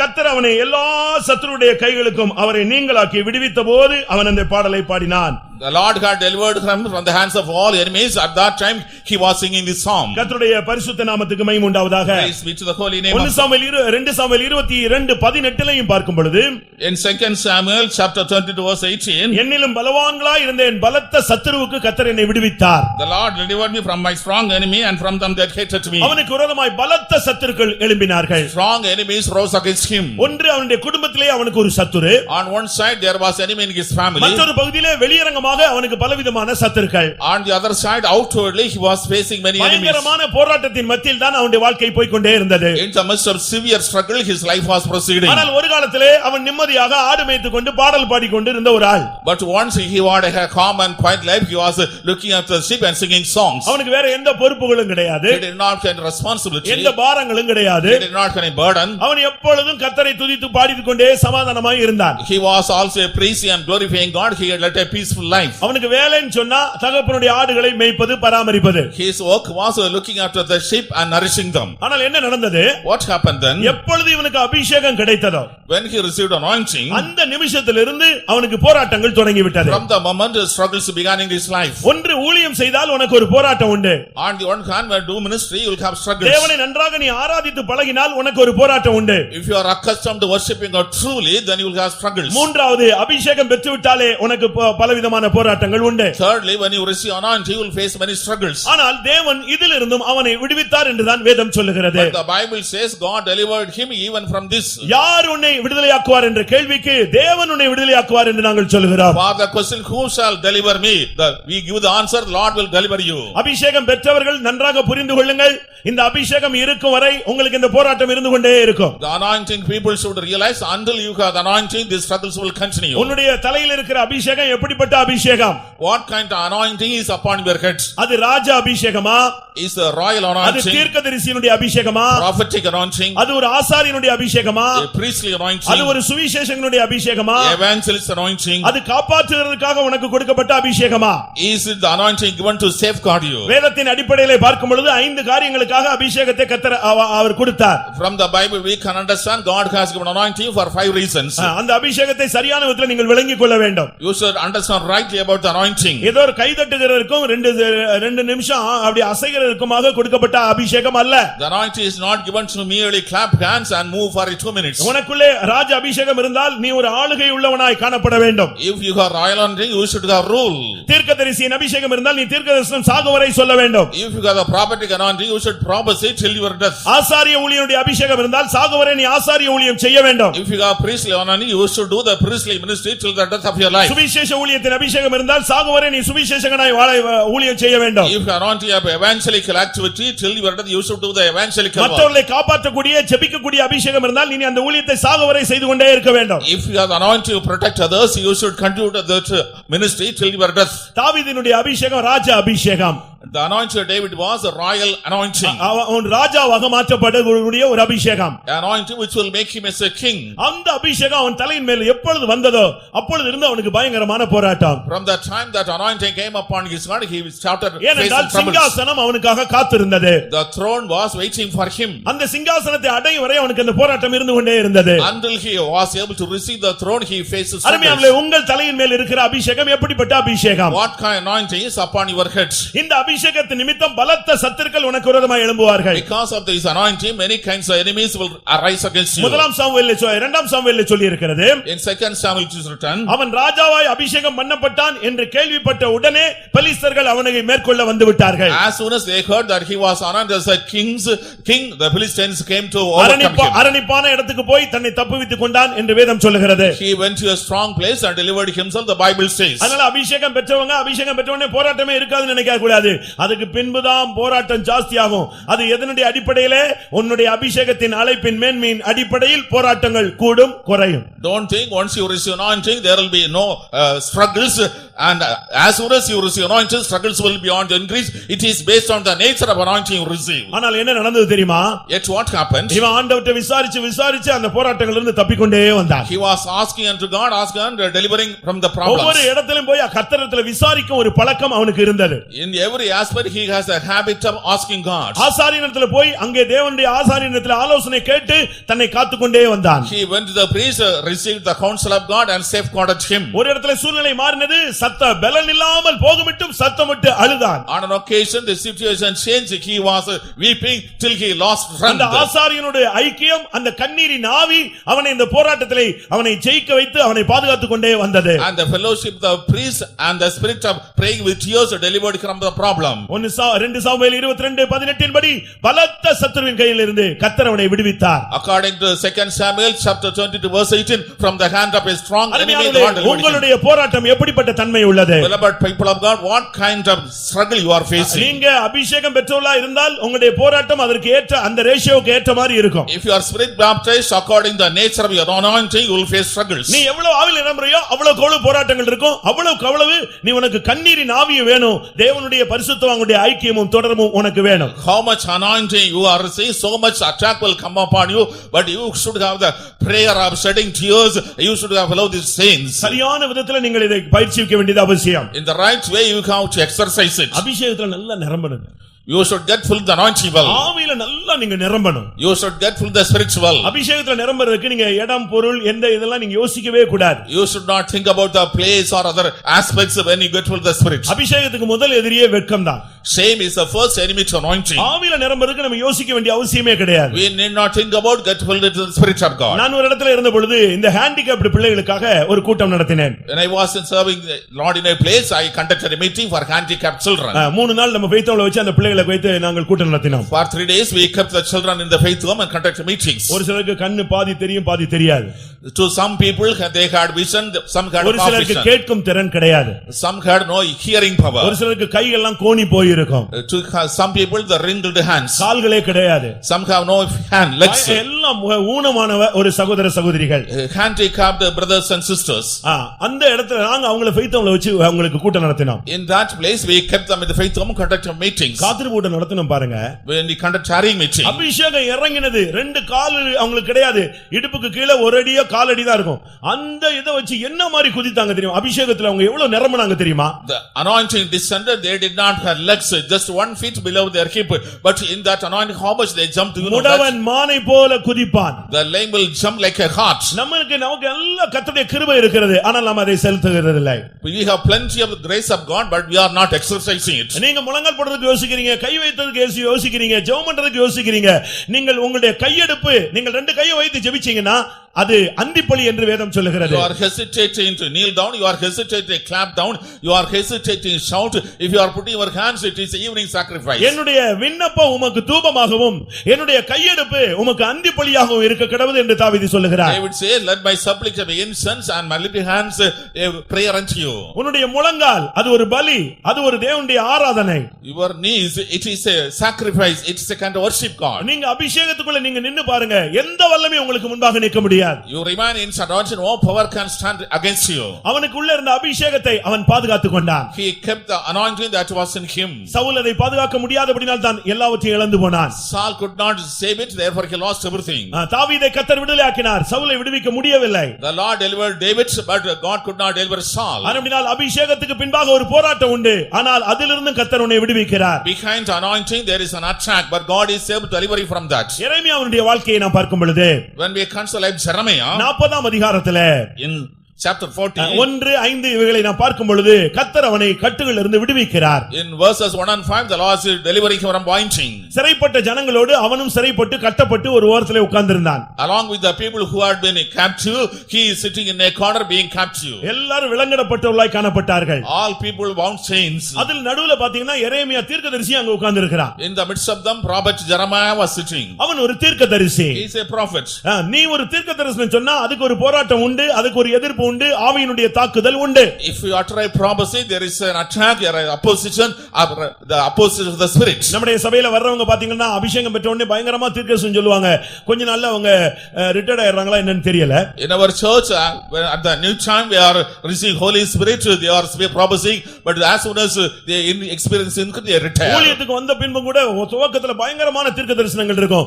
அதுக்கு பிறகு அந்த தீர்க்கதரிசனங்களுக்கு விரோதமான வல்லமை போராடும் போது அவங்களால அதை வெயின் பண்ண முடியல, அப்படியே தீர்க்கதரிசன போஸ்டிங்க விட்டுறாங்க. When they are coming for ministry, they start prophesying, but when they are facing opposition because of the prophecy, they are not able to continue, they give it up that experience. நம்ம சொல்ற தீர்க்கதரிசனம் ரொம்ப simple தீர்க்கதரிசனங்கள். The prophecy we are uttering very simple prophecies. ஆனா அன்னைக்கு உள்ளவங்க தீர்க்கதரிசனம் சொன்னாங்களா பயங்கரமான தீர்க்கதரிசனங்கள். During those days they were uttering vehement prophecies. ராஜாக்கள் கூப்பிட்டு கேட்பாங்க, கர்த்தருடைய வார்த்தை என்ன? நீ சாகவே சாவாய்மா. The king will call and what is the word of God? He will say you will surely die. இப்படி தீர்க்கதரிசனம் இன்னைக்கு சொன்னா என்ன ஆகும் நினைக்கிறீங்க? If you prophesy, what will happen, do you think? அப்படிதான் அன்னைக்கு தீர்க்கதரிசனங்கள் பயங்கரமாக இருந்தது. During those days such vehement prophecies existed. இன்றைய பிரசங்கங்கள் எல்லாம் அப்படியே சுமூகமா உங்களை அப்படியே இழுத்து அப்படியே கொண்டு போறது மாதிரி தான் இருக்க வேண்டியது இருக்கிறது. Today's sermons are very smooth, very much dealing in a soft manner. யோவான் ஸ்நானகன் ஏரோதுக்கு பிரசங்கம் பண்ணா, அந்த பிரசங்கத்தை கேட்டு அவன் மிரண்டு போய் இவனை ஜெயில தூக்கி வச்சிட்டான். John the Baptist preached and Herod, hearing and frightened by the sermon, he was imprisoned, kept in prison. எரேமியா தீர்க்கதரிசனம் சொல்லுவான், தீர்க்கதரிசனம் சொல்ல உடனே நல்லா பேசுனீங்கன்னு சொல்ல மாட்டாங்க, உடனே கன்னத்துல ஒருத்தன் அடிப்பான். Prophet Jeremiah prophesied, as soon as the prophecy over, nobody said you have prophecy well, but slapping. திரும்ப ரெண்டு மணி நேரம் கழிச்சு கூப்பிட்டு கேட்டாலும் அதே தீர்க்கதரிசனம் திருப்பி சொல்லுவான். After 2 or 3 hours he also prophesied, he repeated the prophecy. இந்த தீர்க்கதரிசன நிமித்தம் அவனுக்கு பயங்கரமான போராட்டங்கள் இருந்தது. Because of these prophecies he was facing plenty of struggles. ஒரு இடத்துல அவனை உளையான சேற்றுக்குள்ளே போட்டு ஒரு கிணற்றிலே போட்டு விட்டார்கள். In a particular place he was cast into a well in mire. அவன் அதில் அமிழ்ந்து கொண்டே இருந்தான். He was going downwards. இன்னொரு இடத்துல அவனை நிலவறையிலே தூக்கி போட்டு விட்டார்கள். In another place he was kept inside a room. நிலவறை அதாவது சந்திரனுடைய கொஞ்சம் வெளிச்சம் அவனுக்கு கிடைக்கும், அவன் ஒரு செல்லுக்குள்ள கிடந்தான். He was inside a cell where he could get little light of the moon. இப்படி தான் அவனுடைய வாழ்க்கை போய்க்கொண்டே இருந்தது. In such a way his life was proceeding. ஆனாலும் அவனுக்கு தெரியும் கர்த்தருடைய வார்த்தை நிமித்தம் தான் இந்த போராட்டம் என்று அவனுக்கு தெரியும். But he knew because of the word of God he is facing such ஆனாலும் struggles. கர்த்தருடைய வார்த்தையாகவே சொல்லிக்கொண்டே வந்தான். Yet he was proclaiming the word of God as the word of God. ஆனால் இங்க என்ன நடந்தது? But what happened here? அடிமைகளோடு இவனும் கட்டப்பட்டிருந்தான். ஆனால் அந்த அதிபதி வந்தா இவனுடைய கட்டுகளை அவிழ்த்து விட்டான். Along with the slaves he was bound and kept, but the ruler came and he was loose from the binding. அங்க அவன் நேரா வந்து இவனை தேடி பார்த்தான். எரேமியா யாருன்னு கேட்டான். எரேமியா நான் தான் சொன்னான். அவனுடைய கட்டை விலங்க அவுத்து விடுன்னு சொல்லிட்டான். Straight away he came and asked, who is Jeremiah? He said, it is I.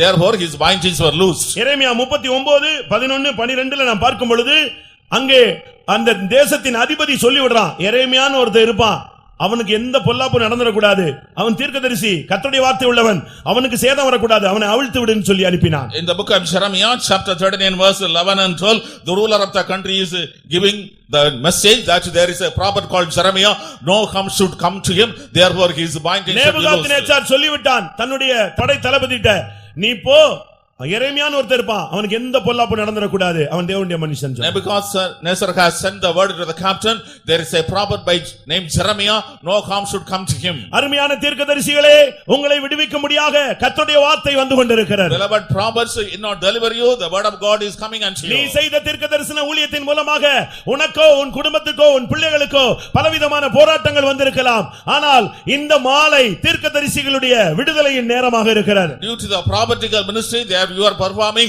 you are facing struggles in your personal life, in the life of the wife and children, but today the word of God is coming towards you to the ஊழியத்தின் ministry. நிமித்தம் கட்டுண்டவர்களை கர்த்தர் இந்த மாலை வேளையிலே விடுவிக்க போகிறார். Those who are bound due to the ministry, Lord is going to deliver this evening. கர்த்தரை நோக்கி ஆராதித்ததினால் கட்டப்பட்டுள்ள கர்த்தர் விடுவிக்க போகிறார். If you worshipped God and bound to God is going to deliver you too. அபிஷேகத்தின் நிமித்தம் போராட்டங்களை சந்திக்கிறவர்களை கர்த்தர் விடுவிக்க போகிறார். The Lord is going to deliver those who are facing struggles due to anointing. தீர்க்கதரிசன ஊழியத்தின் மூலமாக பாதிக்கப்பட்டவர்களை கர்த்தர் இன்றைக்கு விடுவிக்க போகிறார். The Lord is going to deliver those people who are about to prophetic ministry. 105 சங்கீதம் 20 வசனத்தை பார்க்கும் பொழுது Psalm 105 verse 20, அங்கே யோசேப்பினுடைய விடுதலை அங்கே வர்ணிக்கப்பட்டிருக்கிறது. the deliverance of Joseph is described. அவனுக்கு ஒரு விடுதலை தேவைப்பட்டது. He needed a deliverance.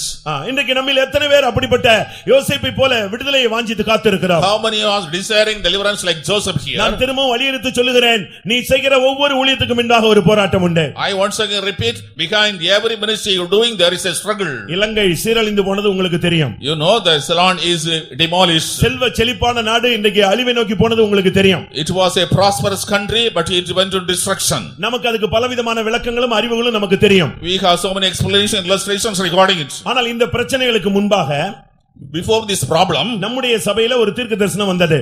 in our church there was a prophecy. இரத்த ஆறு இந்த இலங்கை தேசத்திலே ஓடும் என்று சொல்லப்பட்டது. The blood of river will flow in the country of Ceylon. அப்பொழுது அந்த இடத்துல தீர்க்கதரிசனம் முடிஞ்ச உடனே ஒரு குரூப் வந்து சொன்னாங்களா, இப்படிலாம் தீர்க்கதரிசனம் சொல்லிட்டு இருக்க கூடாது, வெளியே போயிடுன்னு சொல்லிட்டாங்க. As soon as the prophecy was over, a group and came told, you should not prophesy like this, go out. சபையில வந்து இப்படிலாம் பேசக்கூடாது, இரத்த ஆறு ஓடும் அப்படிலாம் பேசக்கூடாதுன்றாங்க. You should not prophesy like this, river of blood will flow. வேணும்னா போய் ஜாஃப்னால சொல்லுன்னு சொன்னாங்க. You go and prophesy at Japhna. அந்த விசுவாசி அந்த தீர்க்கதரிசனத்தை எடுத்துட்டு அவர் ஜாஃப்னா சர்ச்சுக்கு போனாரு. He, that believer, took the prophecy and went to Japhna church. அங்க போன உடனே கர்த்தருடைய வார்த்தை இதே வார்த்தை வந்தது, இங்க இருந்து தான் இரத்த ஆறு தொடங்குன்னு சொல்லி. When he came there, same word of God came to you, right from here the blood of river starts. கூட்டம் முடிஞ்ச உடனே இவன் எங்க இருக்கறான்னு இவனை விரட்ட ஆரம்பிச்சிட்டாங்க. As soon as the meeting was, they were searching to find where he is. சபையில வந்து என்ன பேச தெரியாத வார்த்தை எல்லாம் பேசுறான் தேசத்தை பத்தின்னு சொல்லி. He does not know what is to utter in the church. He is speaking about the country. என்ன நடந்தது? What happened? இரத்த ஆறு ஓடினது. The river of blood flow. அதனால போராட்டங்கள் உண்டு. நீங்க கர்த்தருடைய வார்த்தை உள்ளவர்கள் அதை அடக்கி வைத்தால், நீ அடக்கி வைத்த மட்டும் உன் எலும்புகள் உலர்ந்து போய் நீ வியாதியஸ்தனாய் மாறுவாய். The struggles will be there, but you are having the word of God, you are controlling, your bones will become dry and you will be sick. இங்கே யோசேப்பு கர்த்தருடைய வார்த்தையை சொன்னான், அதனால எல்லாரும் அவனை பகைத்தார்கள். Here Joseph told the word of God, therefore everybody hated him. சூரியன் வணங்கினது, சந்திரன் வணங்கினது, நட்சத்திரங்கள் வணங்கினது. இதுதான் அவன் சொன்ன வார்த்தை. The sun worshipped me, the moon worshipped me, stars came and worshipped. These were the words. இது ஆசையில சொல்லப்பட்ட வார்த்தை அல்ல. These were not spoken in desire. கர்த்தர் சொன்னதை தான் சொன்னான். எல்லாரும் அவனை குடும்பமே பகைத்து விட்டது. The Lord revealed him, therefore he told, but the whole family hated him. கடைசியில் அவன் போன பாதை உங்களுக்கு தெரியும். கடைசியாக அவன் சிறைச்சாலையில போய் கிடந்தான். Finally, you know the path in which he was cast into prison. அவன் சொல்றான், சிறைச்சாலையில வர்ற அளவுக்கு நான் எந்த தப்புமே செய்யல. He said, I did not do any sin to come to the prison. ஆனா தன்னுடைய வாழ்க்கையிலே பரிசுத்தத்துக்காக பாவத்துக்கு எதிர்த்து போராடினேன் என்று அவன் வெளியரங்கமாக சொல்லவே இல்லை. But he did not tell openly that I was fighting against sin and I was standing for holiness. அவனுக்கு வந்த சிறைச்சாலை எதனால் தெரியுமா? பரிசுத்தத்தின் நிமித்தம் வந்தது. Why he was in prison? Because of his holiness. பாவம் வேண்டாம்னு சொன்னான். He denied it sin. பாவத்தை எதிர்த்து போராடும்படியாக தீர்மானித்தான். He decided to oppose and fight against பாவத்தை sin. விட்டு விலகி ஓட தீர்மானித்தான். He decided to flee from sin. சுகபோக வாழ்க்கையை விட்டு விலகி போக விரும்பினான். He decided to come out of comfortable life. தேவனுக்கு விரோதமாய் பாவம் செய்வது எப்படி என்று தன்னுடைய மனதுக்குள்ளேயே கேள்வி கேட்டுக்கொண்டான். He asked a question in his mind, how I can do such a sin against God. அந்த சூழ்நிலையிலும் கூட அந்த வார்த்தையை அவன் உபயோகித்தான். He used the same word in that situation. பாவத்துக்கு எதிர்த்து போராடும் பொழுது, பாவம் செய்யக்கூடாது என்று நீ தீர்மானித்து பிரதிஷ்டைகள் எடுக்கும் பொழுது உனக்கு போராட்டங்கள் உண்டு. When you are fighting against the sin, when you have consecration not to commit sin, you will face struggles. நீ ஒரு தீர்மானம் எடுங்க, ஒரு பிரதிஷ்டை பண்ணி பாருங்க, உடனே அதுக்கு போராட்டம் உண்டு. You make a consecration, make a decision, at one you will face struggles. நீ பேசவே மாட்டேன்னு சொன்னீனா அடுத்த 2 நிமிஷத்துல பேச வைக்கிற ஒரு சூழ்நிலை வரும். If you will decide I will not speak, within 2 minutes a situation speak will come. ஒரு மனுஷனுக்கு பிரசங்கத்தை பண்ணாங்க, பொறுமையை குறித்து பிரசங்கம் கேட்டான். To a man listened to a sermon about patience. அவன் நல்லா ஜெபித்தான். கர்த்தாவே எனக்கு பொறுமை வேணும்னு சொல்லி ஜெபிச்சு அபிஷேகத்துல இருந்து வெளிய போனான். He prayed, well Lord, you should give me patience. God filled the spirit and went out. வெளிய போன உடனே பயங்கரமான உபத்திரம் வந்து விட்டது. As soon as he went out, he faced persecution. அவன் ஆண்டவர்ட்ட கேட்டான். He asked God, நான் கேட்டது பொறுமை, நீங்க கொடுத்துக்கிறது உபத்திரம். I asked for patience, but you gave persecution. உடனே அவர் சொன்னார், உபத்திரம் தான் பொறுமையை உண்டாக்கும் என்று வேதத்துல நான் சொல்லி இருக்கிறேன்னு சொன்னார். He said, I have written in the Bible that tribulation brings patience. நம்மில் அநேகர் ஜெயிக்கணும்னு விரும்புகிறோம், எக்ஸாம்ல பாஸ் ஆகணும்னு விரும்புறோம், ஆனா எக்ஸாம் மட்டும் நடக்கவே கூடாது. But we are desiring to pass examination, we desire no examination should be there. அப்படிதான் நம்மில் அநேகர் வாஞ்சிக்கிறோம். Many of us desire so. நீ பரிசுத்தமாய் வாழ வேண்டும் என்றால் அதற்கு போராட்டம் உண்டு. நீ அதிலே எவ்வளவு தாழ்ந்து போனாலும் உன்னுடைய பிரதிஷ்டை தீர்மானங்களை நீ விட்டுவிடவே கூடாது. அதிலே நீ நின்று ஜெயிக்க வேண்டியது அவசியம். If you are to lead a holy life, definitely you will face struggles, but you should not become low and humble, and you should withstand that struggle, then you will be victorious. இவனுடைய போராட்டம் என்பது பரிசுத்த வாழ்க்கைக்காக உள்ள போராட்டம். His struggle was for the holy life. இப்போ ஒரு இடத்துல அவன் சிறைச்சாலையில இருந்து சொல்றான், என்னைய எப்படியாவது விடுதலையாக்குன்னு ஒரு மனுஷன் சொல்லி அனுப்பினான். In the prison he is telling a person, you should try to deliver me. ஆதியாகமம் 40ஆம் அதிகாரம் 14ஆம் வசனத்தை பார்க்கும் பொழுது, In the book of Genesis chapter 40 verse 14, அங்கே அவன் சொல்லுகிறான், நீ உயர்த்தப்படும் பொழுது என்னை விடுதலையாக்க வேண்டும். when you are promoted you should try to deliver me. ஆனால் அந்த முயற்சிகள் எல்லாம் அவனுக்கு கை கொடுக்காமல் போய்விட்டது. But those attempts did not bring effort. பாவத்துக்கு விரோதமான போராட்டங்கள்ல நீங்க எவ்வளவோ எதிர்த்து போராடி பாக்குறீங்க, ஆனால் இன்னும் உங்களுக்கு அந்த ஜெயம் என்பது கிடைக்காத ஒரு போராட்டமாகவே இருக்கிறது. You are opposing so much and fight against struggle against sin, but you are not able to be victorious. அதுக்கு பிறகு 2 வருஷம் அவன் ஜெயில்ல தான் இருந்தான். Even afterwards 2 years he was in prison. ஆனால் கர்த்தர் அவனை விடுவிக்க சித்தம் கொண்டார். But the Lord willed to deliver him. தேவனுடைய வேளை வந்த பொழுது அவனை வெளியே கொண்டு வந்தார். When the time of God was come, he was brought out. நம்மில் எத்தனை பேர் பாவத்துக்கு எதிராக போராடுகிறோம்? How many are fighting against sin? ஒன்று நாம் பாவத்தை நோக்கி போகிறோம், இல்லாவிட்டால் பாவம் நம்மை நோக்கி வருகிறது. On the one hand we are moving towards sin, or the sin is coming towards us. ஒன்று பாவத்தை தேடி நாம் போகிறோம், இல்லாவிட்டால் பாவம் நம்மை தேடி உடனடியாக வந்து அட்டெண்ட் பண்ணி விடுகிறது. On the one hand we are going in search of sin, otherwise the sin comes in search of us. ஆனால் நீ கர்த்தருக்காக நிற்க நீ எவ்வளவு முயற்சி எடுத்தாய்? How much efforts you take to stand for God? நேபாளல இருந்து ஒரு பெண் பெங்களூருக்கு வேலைக்கு வந்தாள். From Nepal a woman came for job. அவளுக்கு ஒரு இன்டர்வியூ வச்சாங்க. An interview was conducted. பெங்களூர்ல வேலைன்னு சொல்லிட்டாங்க. Work is at Bangalore. அவள் ஒரு நம்முடைய சபையை சேர்ந்த ஒரு பெண். She is a woman belonging to our church. அப்படினால வரும்போது நம்முடைய சர்ச் அட்ரஸ் வாங்கிட்டு அவ புறப்பட்டு வந்து விட்டாள். She got the address of our church and came. அந்த வேலைக்காக பணம் எல்லாம் செலுத்தி விட்டு வந்திருந்தாள். She has spent money for that job and came. இங்க வந்த உடனே ஒரு ரூம்ல வைத்திருந்தார்கள். She was kept in a room. இத்தனை தேதி உங்களுக்கு ஜாப் கிடைக்கும்னு சொன்னாங்க. She was told on this day you will get job. இவளும் அதை நம்பிக்கொண்டே இருந்தாள். She was trusting it. திடீரென்று பார்த்தால் அது வேலை ஸ்தலம் அல்ல, அது ஒரு விபச்சார விடுதி. All of a sudden it was not a working place but a prostitute house. அப்பொழுதுதான் அவளுக்கு புரிந்தது, நாம் வசமாய் வந்து சிக்கிக் கொண்டோம். Then she realized that she was caught unawares. யாரையும் கான்டாக்ட் பண்ண அவங்க விடவே இல்ல. No, she was not permitted to contact anyone. பெற்றோரை தொடர்பு கொள்ள முடியவில்லை. She could not contact the parents. Local சர்ச்சை கான்டாக்ட் பண்ண முடியல. She could not contact the local church. பெங்களூர்ல அவளுக்கு திசையே தெரியாது. She did not know the direction of Bangalore. ஆனால் அவளுக்குள்ள ஒரு பெரிய தவிப்பு, எப்படியாவது ஆண்டவரே என்னை நீர் காப்பாத்திரணும்னு சொல்லி. She had a great longing in her, oh Lord, anyhow you should deliver இந்த me. சூழ்நிலையில இருந்து என்னை எப்படியாவது நீர் விடுதலையாக்கணும். You should deliver me from this situation anyhow. நான் தீட்டுப்பட்டு விட கூடாது. I should not be defiled. நான் கரைப்பட்டு விட கூடாது. I should not be corrupted. நான் உம்முடைய பிள்ளை. I am your child. என்னை நீர் எந்த விதத்துல காப்பாத்துவீரோ எனக்கு தெரியாது. In what means you will save me, I do not know. சாப்பிடாம கிடந்து அழுதுகிட்டே இருந்தா. Without taking wood, she was weeping. ஆனா அவங்களுடைய மனதுல கொஞ்சம் கூட இரக்கமே இல்ல. இப்படி கொஞ்ச நாள்ல சரியாயிடுவான்னு சொல்லி அவங்க நினைச்சாங்க. But others were not at all merciful. Within a few days she will be all right. ஒரு குறிக்கப்பட்ட நேரத்துல ஒரு மனிதன் வந்தான். At a particular time man came. அவன் பணம் கொடுத்து இவளை கூட்டிட்டு போயிட்டான். He gave money and brought her. அவன் கூட கார்ல ஏத்தி அனுப்பிட்டாங்க. She was taken with him in the car. இவளுக்கு உயிரே போயிருச்சு. She was about to lose her life. ஆண்டவரே என் வாழ்க்கை எங்க போகுதுன்னு சொல்லி. Lord, where my life is going. இவள் அப்படி தவித்துக்கிட்டு இருக்கும்போது அந்த கார்ல காசு கொடுத்து கூட்டி போனவன் சொன்னா ஏமா அழுகுறேன்னு கேட்டான். The person who gave money and took her asked why you are weeping. நான் இதுக்குரிய ஆள் கிடையாது. I am not person of this job. நான் வேலை நிமித்தம் வந்து ஏமாந்துட்டேன். Because of job I came and deceived. அப்ப நான் என்ன செய்ய முடியும்? உன்னை ஒண்ணுமே பண்ண முடியாதே.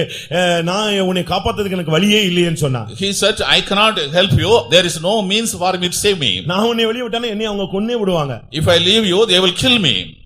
நான் என்ன செய்யணும்? What I can do? இந்த அட்ரஸ்ல என்னை எப்படியாவது கொண்டு போய் கான்டாக்ட் பண்ணி விடுங்கன்னு கேட்டான். Drop him in this address and make me contact. நேரா நம்ம சர்ச்சுக்கு வந்து அவனுக்கு சுவிசேஷம் சொல்லப்பட்டது. இந்த பிள்ளைக்கு எப்படியாவது தப்புவிக்க ஒரு வழி ஏற்பாடு பண்ணனும்னு எல்லாரும் ஜெபித்தார்கள். He was they were brought to the church and she got deliverance and the gospel was reached him. ஆனா அந்த பிள்ளை விடாம ஜெபிச்சிட்டே இருக்கறா. That woman was praying without ceasing. அந்த வாலிப பெண் ஜெபிச்சிட்டே இருக்கறா. The young girl was praying. அப்ப அவன் சொன்னா நான் இவளை கொண்டு போய் விடலனா என்னைய கொன்றுவாங்க. If I do not trap her I will be killed. நான் திரும்ப அங்கேயே கொண்டு போய் விடுறேன். I will take and trap her there. திரும்பவும் இதே பிள்ளையை நான் பிக் அப் பண்ணி எப்படியாவது காப்பாத்துறதுக்கு வழி பண்றேன். I will try to pick up the same girl and try to deliver her. கொண்டு போய் விட்டு அடுத்த நாள் அதிக பணம் கொடுத்து அவளை கொண்டு வந்து ஃபெய்த் அவளை விட்டு எப்படியாவது காப்பாத்திக்கோங்கன்னு ஓடி போய்ட்டான். He took her on the place and again went to the next place, got a lot of money and brought to her the faith. கொஞ்ச நாள் ஃபெய்த் அவளை வச்சு அந்த கும்பலுக்கு தெரியாம வச்சு பாதுகாத்து அவளை வீட்டுக்கு அனுப்பிட்டான். For a few days she was kept in the faith home without the contact of those house. சூழ்நிலை மாறினாலும் நீ பாவத்தோடு எதிர்த்து போராட வேண்டும். பாவத்தை விட்டு விலகி ஓட வேண்டும். உன்னை காத்துக்கொள்ளும்படியாக நீ தேவனிடத்திலே மன்றாடினால் அங்கேயும் ஒரு ஆளை கர்த்தர் எழுப்புவார். The situation may change but you should strive to escape from sin. If you are incessantly praying to God, God will open a way you can be delivered. தேவன் கண்சாடையாய் விட்டு விட மாட்டார்.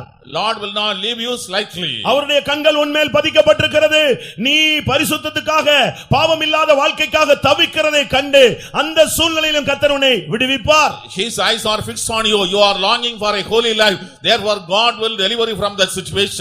ஏசாயா 31:5 என்ன சொல்லுகிறது? The book of Isaiah chapter 31 பறந்து verse காக்கிற 5. பட்சியை போல அவர் வந்து உன்னை தப்புவித்து உன்னை விடுவிப்பேன் என்று வாக்கு பண்ணுகிறார். He has promised that as a flying bird I will come unto you and deliver you. 91ஆம் சங்கீதம் 14ஆம் வசனம் என்ன சொல்லுகிறது? Psalm 91 verse 15. அவன் என்மேல் வாஞ்சையாய் இருக்கிறபடியால் நான் வந்து அவனை விடுவிப்பேன். As she is a desire upon me, I will come and deliver. 50ஆம் சங்கீதம் 15ஆம் வசனம் என்ன சொல்லுகிறது? Psalm 50 verse 15. ஆபத்து காலத்தில் என்னை நோக்கி கூப்பிடு, நான் வந்து உன்னை விடுவிப்பேன், நீ என்னை மகிமைப்படுத்துவாய். At the time of trouble you call upon me, I will come and deliver you and you shall glorify me. அருமையானவர்களே, கட்டுகளுக்குள்ளே சிக்கினவர்களுக்கு இன்றைக்கு கர்த்தர் சொல்லுகிறார், நான் உங்களை விடுதலையாக்க போகிறேன். Beloved people of God who are entangled bindings, the Lord says today I am going to deliver you. சிறைப்பட்டவர்களை விடுதலையாக்க தேவனிடத்திலிருந்து உத்தரவு பிறப்பிக்கப்பட்டிருக்கிறது. The answer has come from God to deliver the people who are in captivity. அங்கே சங்கீதத்திலே 105லே நாம் பார்க்கும் பொழுது In Psalm 105 we read 20ஆம் வசனத்திலே அந்த ஜனத்தின் அதிபதி ஆள் அனுப்பி அவனை விடுதலை பண்ணினான். in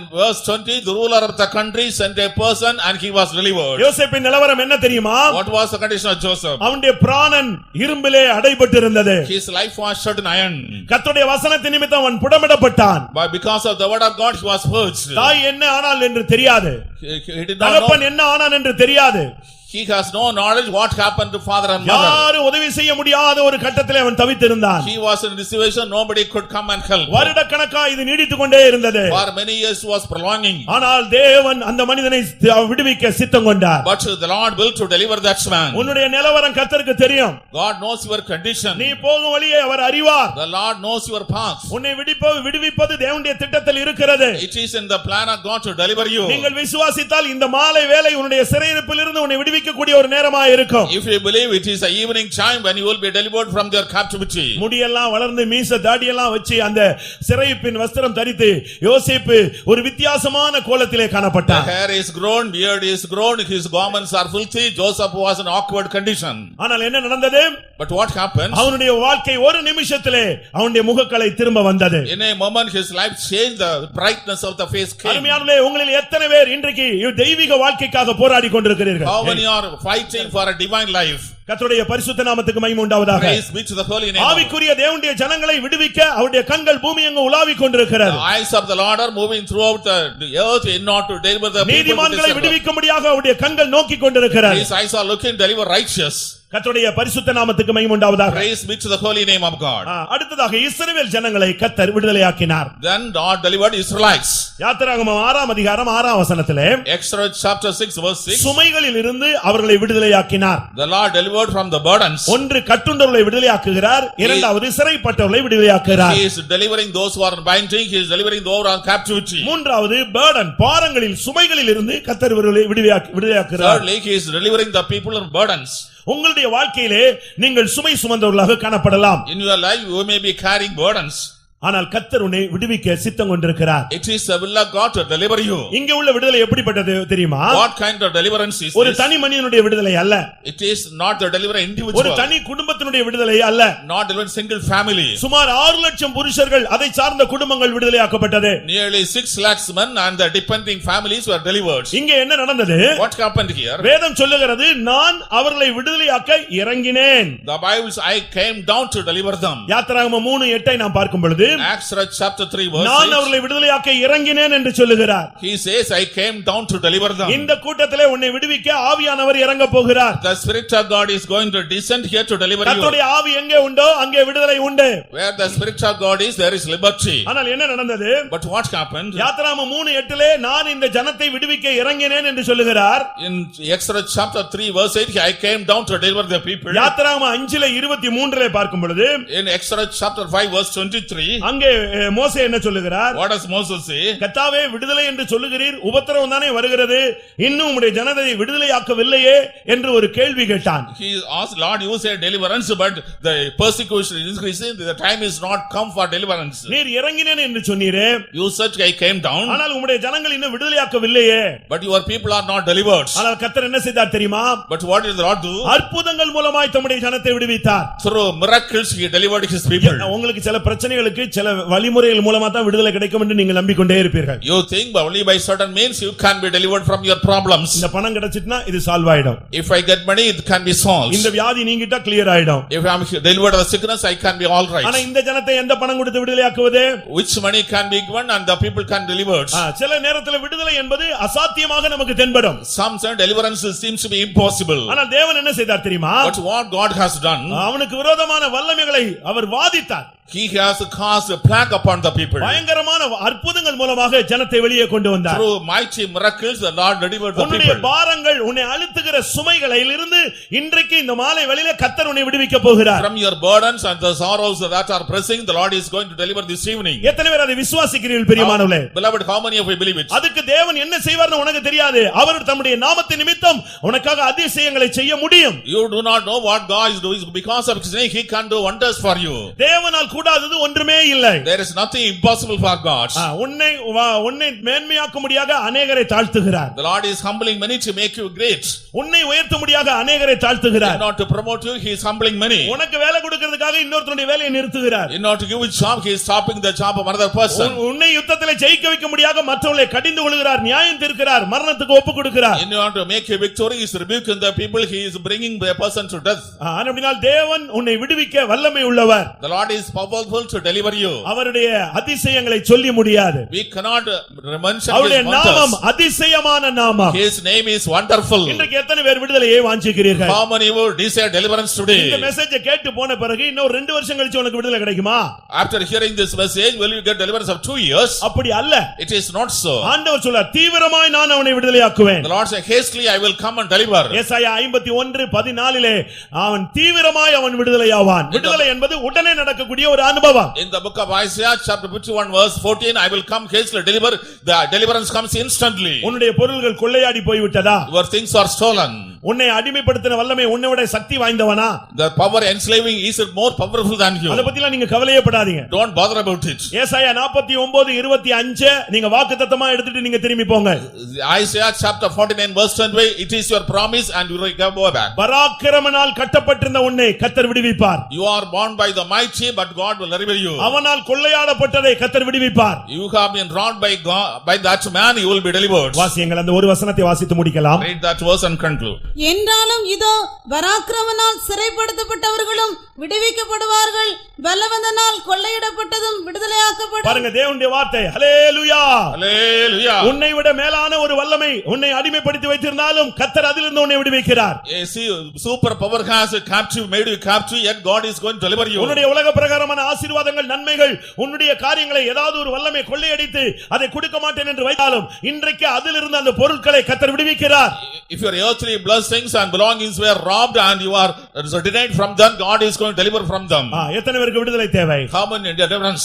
கட்டுண்டவர்கள் எத்தனை பேர் விடுதலையாக வாஞ்சிக்கிறீர்கள்? How many those are bound to want deliverance? சிறைப்பட்டவர்கள் எத்தனை பேர் விடுதலையாக வாஞ்சிக்கிறீர்கள்? How many are captive desire deliverance? இந்த வசனங்களின்படி எனக்கு விடுதலை வேண்டும் என்று சொல்லுகிறவர்கள் கண்களை மூடி முழங்கால் படியிடலாம். Those who are desiring according to the word of God, close your eyes and kneel down. இன்றைக்கு ஒரு திட்டவட்டமான மகத்தான ஒரு அற்புதமான அதிசயமான செயலை கர்த்தர் தம்முடைய ஜனத்தின் மத்தியிலே வந்திருக்கிற ஜனங்கள் மத்தியிலே செய்ய அவர் வாஞ்சிக்கிறார். In the midst of the people, the Lord is desiring to definite, concrete, miraculous, wonderful thing. தேவனுடைய ஜனங்கள் வரும்பொழுதெல்லாம் கர்த்தருடைய தம்முடைய வல்லமையை வெளிப்படுத்த அவர் ஆசைப்படுகிறார். Whenever the people of God are coming, the Lord is desiring to reveal His power. நமக்கு நேரம் மிகவும் குறைவு. Very short time. அதனால எல்லாரும் கண்களை மூடி முழங்கால் படியிடுவோம். All of you close your eyes and kneel down. ஒருவேளை உங்களுக்கு கட்டுகளே இல்லையா? Perhaps due to binding. கட்டப்பட்டவர்கள் விடுதலையாக்கப்படும்படியாக அபிஷேகத்தை நிரம்புங்கள். Be filled with the Spirit, those who are bound can be delivered. உங்களுக்கு சிறையிருப்பே இல்லையா? You know captivity. சிறைப்பட்ட குடும்பங்கள் விடுவிக்கப்படும்படியாக தேவனை நோக்கி மன்றாடுங்கள். Pray to God so that captive families may be delivered. உங்களுக்கு எந்த பேடனும் இல்லையா? பாரங்களை சுமக்கிறவர்களுக்காக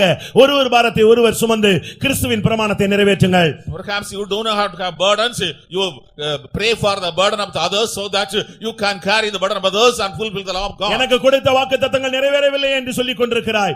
அவர் உனக்கு சொன்னதை நிறைவேற்றும் அளவும் உன்னை விட்டு விலகுவதும் இல்லை, அவர் உன்னை கைவிடுவதும் இல்லை. You are telling the promises given to me are not fulfilled. It is definite, and what God has done will be fulfilled. Till then you will not live or தயவு forsake. செய்து கர்த்தருடைய வார்த்தைக்கு கீழ்ப்படிந்து முழங்கால் படியிடுங்கள். Please obey the word of God and kneel down. தேவனுடைய வார்த்தையை நீ கீழ்ப்படியும் பொழுது கர்த்தர் உனக்கு மகத்தான காரியங்களை செய்கிறார். When you obey before the word of God, God will do majestical works in your midst. நான் மறுபடியும் ஒரு வார்த்தை சொல்லுகிறேன். I say a word again. உனக்கு வந்த போராட்டங்கள் ஒன்று சுவிசேஷத்தின் நிமித்தமாக வந்திருக்கலாம். The struggles you face because of gospel. நீ ஆராதிக்கிற அந்த ஆராதனையின் மூலமாக வந்திருக்கலாம். Because of others you are first person. உன்மேல் இருக்கிற அபிஷேகத்தின் மூலமாய் வந்திருக்கலாம். Because of anointing you got. நீ கடந்த காலங்களில் செய்த தீர்க்கதரிசன ஊழியத்தின் மூலமாய் வந்திருக்கலாம். Due to the prophetical ministry you did in the past, it came. பரிசுத்தத்துக்காக நிற்க வேண்டும் என்று நின்றபடினால் உனக்கு போராட்டங்கள் வந்திருக்கலாம். As you are standing from holiness, you face struggles. நான் பரிசுத்தமா இருந்தா எனக்கு ப்ரமோஷன் தானே வரணும், எனக்கு ஏன் சிறைச்சாலை என்று கேட்கிறாய்? அதுக்கு ஒரு போராட்டம் உண்டு. ஏற்ற வேளை வரும், கர்த்தர் உன் தலையை உயர்த்துவார்.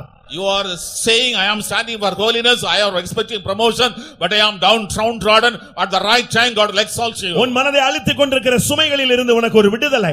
And deliverance from the burdens which are corrupting your mind. எனக்கு நல்ல பிடித்த வசனங்கள் என்னன்னா, தீவிரமாய் நான் அவனை விடுதலையாக்குவேன். I will come hastily and deliver him. பறந்து வந்து நான் அவனை விடுவிப்பேன். I will fly and deliver him. எத்தனை பேர் கர்த்தருடைய வார்த்தையை விசுவாசிக்கிறீர்கள்? How many believe the word of God? ஆண்டவரே, என்னை விடுதலையாக்கும் ஆண்டவரே. Lord, deliver me, Lord. என் தகப்பன் குடும்பத்தை விடுவியும் ஆண்டவரே. Deliver my father's family. என் சகோதரன் குடும்பத்தை விடுவியும் ஆண்டவரே. Deliver my brother's family. என் கட்டுகளை அவிழ்த்து விடும் ஆண்டவரே. Loose my bindings, Lord. என் சிறையிருப்பை மாற்றும் ஆண்டவரே. Change my captivity. என் சுமைகளை நீர்ந்து என்னை விடுவியும் ஆண்டவரே. Deliver me from the burdens, Lord. 2-3 நிமிடம் தான், அதற்குள்ள ஒரு அக்கினி இறங்கும். ஆண்டவர் சொல்லுகிறார், நான் இந்த ஜனத்தை விடுவிக்க முடியாக இறங்கினேன். Within 2 or 3 minutes fire will descend. The Lord says, I have come down to deliver these people. ஹல்லேலூயா. நீ தேவனுடைய பலிபீடமாக இருந்தால், If you are an altar of God, நல்ல கவனிங்க, தேவனுடைய பலிபீடமா இருந்தால் பலிபீடத்திலே இப்பொழுது அக்கினி வந்து இறங்கும். If you are the altar of God, upon the altar fire will descend. சரியான ஒரு அபிஷேகம் இறங்க போகிறது. The right anointing will descend. யாருக்கு விடுதலை வேண்டும்? Who needs deliverance? உங்களுடைய வலது கரத்தை ஒரு 2 நிமிஷமாவது நீங்க உயர்த்துங்கள். Lift your right hand for 2 minutes. நான் எதுக்கு உயர்த்த சொல்கிறேன் என்று சொன்னால், Why I am asking you to lift? வருகிற வல்லமை உடனடியாக உன்மேல் வந்து இறங்கி விடும். The power will come Hallelujah. simultaneously descend upon you. யாரும் அபிஷேகத்தில் நிரம்ப வெட்கப்படவே கூடாது. விடுதலை மாத்திரம் தான் உன்னுடைய தரிசனத்தில் இருக்க வேண்டும். Nobody should be ashamed. Deliverance should be alone in your mind. விடுதலை மாத்திரம் தான் உன் கண்களிலே தென்பட்டு கொண்டே இருக்க வேண்டும். Deliverance should be appearing before eyes. ஆமென். இப்பொழுதே கர்த்தர் ஒரு தூதனை அனுப்பி பேதுருவை விடுதலையாக்கின கர்த்தர் இப்பொழுதே தேவனுடைய தூதனை அனுப்பி உன்னுடைய பிரச்சனைகளிலிருந்து விடுவிக்கிறார். Right now the Lord would send the angel and delivered Peter, sending an angel to deliver problems. அக்கினி பரீட்சைகளிலே போகிறாயா? Are you passing through fiery trials? கவலைப்படாதே. Do not worry. அக்கினியின் ஊடே பரிசுத்த ஆவியானவர் உன்மேல் வந்து இறங்கி உன்னை விடுவிப்பார். In the midst of the fire, the Spirit of God they'll come and deliver you. வனாந்தரத்திலே ஓடிக்கொண்டிருக்கிறாயா? Are you running in wilderness? பலத்த சத்துருவின் போராட்டத்தில் இருக்கிறாயா? Are you in the midst of the attack of இதோ கர்த்தருடைய அபிஷேகம் உன்மேல் இறங்குகிறது. Anointing of the Lord is descending upon you.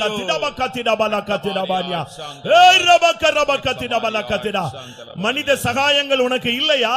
Don't you have support of men? இதோ ஆள் அனுப்பி கர்த்தர் உனக்கு உதவி செய்து உன்னை வெளியே கொண்டு வர போகிறார். The Lord is going to come and help you and deliver you.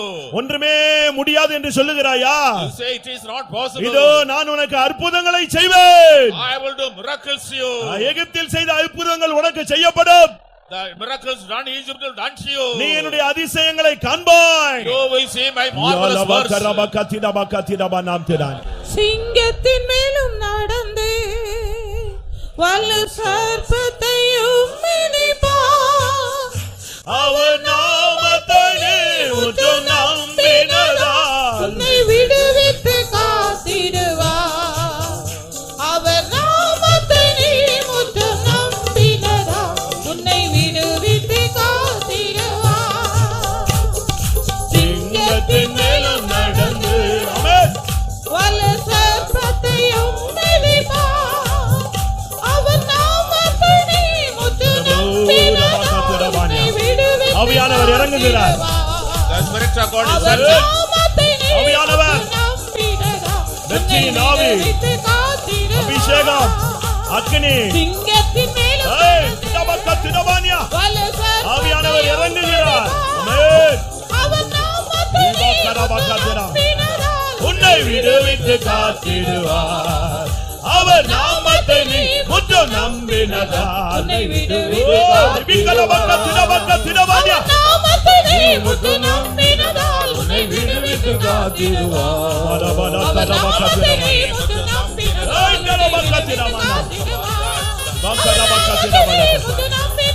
உன்னை விடுவித்து காத்திடுவார். ஹல்லேலூயா.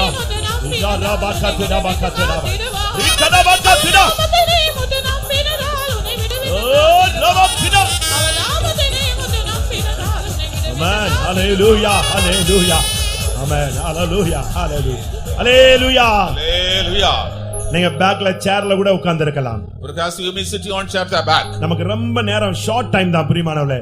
We have very short time. ஆனா தேவனுக்கு அதிக நேரம் தேவையில்லை. ஒரு நொடி தான் உன்னை வெளியே கொண்டு வந்துடுவார். The Lord does not want lot of time. In a moment he will bring deliverance. இரும்பு கதவுகள் பேதுருவுக்கு தானாக திறந்தது. The iron doors were to open to Peter automatically. அப்படி திறக்கலனா வெண்கல கதவுகளை உனக்காக உடைப்பார். The Lord will break the brass and doors for you. இரும்பு தாழ்பால்களை முறிப்பார். He will break the bars of iron. விடுதலை வாஞ்சிக்கிறவர்களுக்கு இந்த கூட்டம் ஒரு பெரிய ஆசீர்வாதமா இருக்கும். Those who desire deliverance, this meeting is a great அபிஷேகத்தை blessing. நிரம்பதுக்கு கண்ட்ரோலே பண்ணாத. ஆவியானவர் கொடி ஏற்றட்டும். Don't control until the Spirit of raise the banner. Amen. Hallelujah. கர்த்தருடைய ஆவி இறங்கட்டும். May the Spirit descend. சிங்கத்தின் மேல நடந்து வலு சர்ப்பத்தையும் மிதிப்பாய். அவர் நாமத்தை நீ முற்று உன்னை விடுவித்து காத்திடுவார். அவர் நாமத்தை நீ முற்று நம்பினதால் உன்னை விடுவித்து காத்திடுவார். சிங்கத்தின் மேலும் நடந்து வலு சர்ப்பத்தையும் மிதிப்பார். அவர் நாமத்தை நீ முற்று நம்பினதால் உன்னை விடுவித்து காத்திடுவார். அவர் நாமத்தை நீ முற்று நம்பினதால் உன்னை விடுவித்து காத்திடுவார்.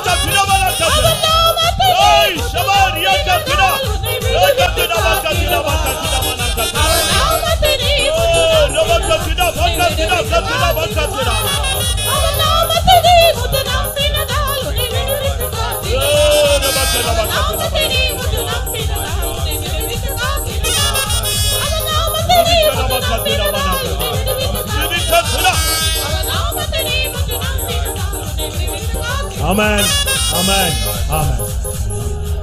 உன்னுடைய மனதில் விடுதலை இல்லை. There is no deliverance in your mind. உன் வார்த்தையிலே விடுதலை இல்லை. No deliverance in your words. உன்னுடைய கண்களில் உனக்கு விடுதலை இல்லை. No deliverance over your eyes. இருதயத்தின் நினைவுகளில் தோற்றங்களில் உனக்கு விடுதலை இல்லை. No deliverance over the imaginary thoughts of our ஆனால் mind. இப்பொழுது நான் என் ஆவியை உன்மேல் அமர பண்ணுவேன். Now I will make my spirit rest upon you. ஒவ்வொரு அவயவங்களிலும் நான் உனக்கு ஒரு விடுதலை தரப்போகிறேன். I will deliverance from each Hallelujah. member of the body. ஆமென். நான் ஒன்று சொல்லுகிறேன். I tell you a thing. இஸ்ரவேல் ஜனங்களை குறித்து கர்த்தர் சொன்னார், Regard is the Lord spoke. நான் உன்னை சுத்திகரிக்க விரும்பினேன், I wanted to sanctify you. ஆனால் நீ என்னிடத்தில் ஒப்புக் கொடுக்கவில்லை. But you did not surrender to me. ஆனபடினால் இனிமேல் ஒருபோது நீ சுத்திகரிக்கப்பட மாட்டாய் என்று சொன்னார். Therefore you cannot be sanctified anymore. இன்னைக்கு நான் அதே வார்த்தையை ஆவியானவர் சொல்றதனால நான் சொல்றேன். இன்றைக்கு நான் உன்னை விடுவிக்க விரும்புகிறேன். நீ இன்னைக்கு விடுவிக்கலனா விடுவிக்கப்படுவது சாத்தியமில்லை. Today I want to deliver you. If you are not delivered, it is not possible for you to be delivered. அது யாராக இருந்தாலும் இது விடுதலையின் நேரம். உனக்கு தேவன் ஒரு பிராமிஸ் போல, வாக்குத்தத்தம் போல இன்னைக்கு உன்னோடு இடைப்பட்டு கொண்டிருக்கிறார். Whoever that may be, it is a time of promise. The Lord is dealing with you as a promise. நீ என்மேல் வாஞ்சையாய் இருக்கிறபடினால் நான் உன்னை விடுவிப்பேன். As you are desirous upon me, I will deliver you. நீ விடுதலையோடு அக்கினியில் இருந்து வெளியே வருவாய். You will come out of the fire of deliverance. விடுதலையோடு சிறைச்சாலையில் இருந்து சிங்காசனத்துக்கு செல்வாய். From the prison you will be delivered and you will go to throne. ஆவி ஆத்துமா சரீரத்திலே விடுதலை. Deliverance spirit, soul and body. உன் ஊழியத்திலே விடுதலை, ஜீவியத்திலே விடுதலை. Deliverance in ministry, deliverance in life. உனக்குள்ளே விடுதலை, உன் பிள்ளைகளுக்குள் விடுதலை. Deliverance to you, deliverance to your children. உன் சபையிலே ஒரு பெரிய விடுதலையின் ஆவி ஆளுகை செய்ய போகிறார். Great spirit, deliverance will rule over the church. இப்பொழுது நான் ஒரு கோரஸை பாடி முடிவுக்கு வருவோம். Now we are going to sing a chorus and conclude. எனக்கு அந்த ஒரு வார்த்தை ஒரு டச் ஆனது. A word touched me. நான் இந்த ஜனத்தை விடுவிக்கும்படியாக இறங்கினேன். I have come down to deliver these people. இன்னைக்கு நாகர்கோவில்ல கர்த்தர் தம்முடைய ஜனத்தை இறங்கும்படியாக வான்புறா இறங்கி இருக்கிறது என்று எத்தனை பேர் விசுவாசிக்கிறீர்கள்? How many have desired that the heavenly dove has descended in Nagarkol to deliver people? வான்புறாவே எங்கள் மேல் வந்து அமர்ந்திடும். அந்த பாடலை நாம் இப்பொழுது பாட போகிறோம். Oh heavenly dove, come and descend on us, let us sing. வாலிபர்களா நீங்க உங்களை ஆயத்தப்படுத்திக் கொள்ளுங்க. Young men, get ready. பெற்றோர்கள் உங்களை நீங்கள் ஆயத்தப்படுத்திக் கொள்ளுங்க. The parents make you ready. ஊழியர்கள் உங்களை ஆயத்தப்படுத்திக் கொள்ளுங்க. The ministers make you ready. சீயோனே உன்னை நீ விடுவித்துக் கொள் என்று சொல்லப்பட்டிருக்கிறது. Zion, you deliver reversal, it is. இதுதான் அந்த நேரம், அந்த வசனம் நிறைவேற போற டைம் இதுதான். This is the time the word will be fulfilled. Hallelujah. நீ கட்டப்பட்டவனா இந்த கிரவுண்டை விட்டு வெளியே போக கூடாது. விடுதலையோடு விடுதலை விடுதலை என்று சொல்லிக் கொண்டே நீ செல்ல வேண்டும். You should not go out of the ground with binding. You should say freedom, freedom and go out. வான்புறாவே எங்கள் மேல் வந்த வந்திடோ. வான்புறாவே எங்கள் மேல் வந்த வந்திடோ. சட்டைகள் விரித்து எம் அச்சமெல்லாம் அகல. சட்டைகள் விரித்து எம் அச்சமெல்லாம் அகல. வன்சையாய் வந்திறங்கு. இறங்கோ இறங்கோ. எம்மில் வன்சையாய் வந்திறங்கிடோ.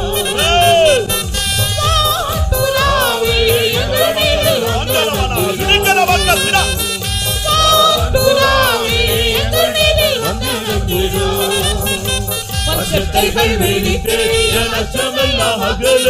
சட்டைகள் விரித்து எம் அச்சமெல்லாம் அகல. எம்மில் வன்சையாய் வந்திறங்கிடோ. வான்புறாவே எங்கள் மீது வந்த வந்திடோ. வான்புறாவே எங்கள் மீது வந்த வந்திடோ. வான்புறாவே எங்கள் மீது ஆமென். வான்புறாவே எங்கள் மீது எங்கள் மீது இறங்கு இறங்கு. தபாக்கத்திரா பாக்கத்திரா பாஞ்சா. தபாக்கத்திரா ஏக்கடா சிடா சிடா பாக்கத்திரா. சிடா பாக்கத்திரா பாக்கத்திரா. வான்புறாவே எங்கள் மீது வந்த வந்திடோ. ஹalleluya. வான்புறாவே எங்கள் மீது வந்த வந்திடோ. இபாலா பாக்கடா பாக்கத்திரா. ஹalleluya. யாலா பாக்கரா பாக்கத்திரா. ஆவியானவர் கொடியேற்றிக் கொண்டிருக்கிறார். The spirit of God raising a banner. அநேக சகோதரிகள் விடுவிக்கப்படுகிறீர்கள். Many sisters are being delivered. அநேக சகோதரர்கள் விடுவிக்கப்படுகிறீர்கள். Many brothers are being delivered. உன்னை அறியாமலே கர்த்தருடைய ஆவி உன்மேல் இறங்கி ஆளுகை செய்து கொண்டிருக்கிறார். Unknowingly the spirit of God descending over you and ruling over you. ஆமென். சில பிரச்சனைகள் வருடக்கணக்காக உனக்கு நடந்து கொண்டே இருக்கிறது. Certain problems were going on for many years to you. அதனால் நீ சோர்ந்து போய் விட்டாய். Therefore you are wearied. உன்னுடைய உள்ளம் ஒரு வேதனைக்குள்ளே மூழ்கி விட்டது. Your heart is immersed in pain. நீ நடமாடுகிறாய், ஒரு நடமாடும் பிணம் போல் தான் நீ சுத்தி கொண்டு வருகிறாய். You are walking but you are moving like a dead body. ஆனா நீ விசுவாசிக்கிறாயா? Are you believing? அதுக்கு பின்னால இருந்த ஆவியை கர்த்தர் இன்றைக்கு அழிக்கிறார். The Lord is drawing the spirit behind it. எத்தனை பேர் விசுவாசிக்கிறீர்கள்? How many of you believe it? விசுவாசிக்கிறவர்கள் விடுதலையானவர்கள் தேவனை துதியுங்கள். You praise God so are delivered. நம்மை விடுவித்தவரை துதியுங்கள் என்று சொல்லி இருக்கிறார். Praise the God who delivers us. ஆமென். இப்பொழுது உன்னை போராடி கொண்டிருக்கிற அந்த ஆவியை கடைசியில கர்த்தர் அழிக்க போகிறார். Lord is going to destroy the spirit which is attacking you. உன்னை சிறையிருப்பிலே போட்ட ஆவியை கர்த்தர் அழிக்க போகிறார். God is destroy the spirit brought you captivity. சோர்ந்திடும் உள்ளங்கள் உணர்வடைய, மாய்ந்திடும் சரீரங்கள் உயிரடைய, சோர்ந்திடும் உள்ளங்கள் உணர்வடைய, மாய்ந்திடும் சரீரங்கள் உயிரடைய, மாய்ந்திடும் சக்திகள் அகன்றோடவே, அந்திவரும் எமக்கு நிச்சயம் தருமே. மாய்ந்திடும் சக்திகள் அகன்றோடவே, அந்திவரும் எமக்கு நிச்சயம் தருமே.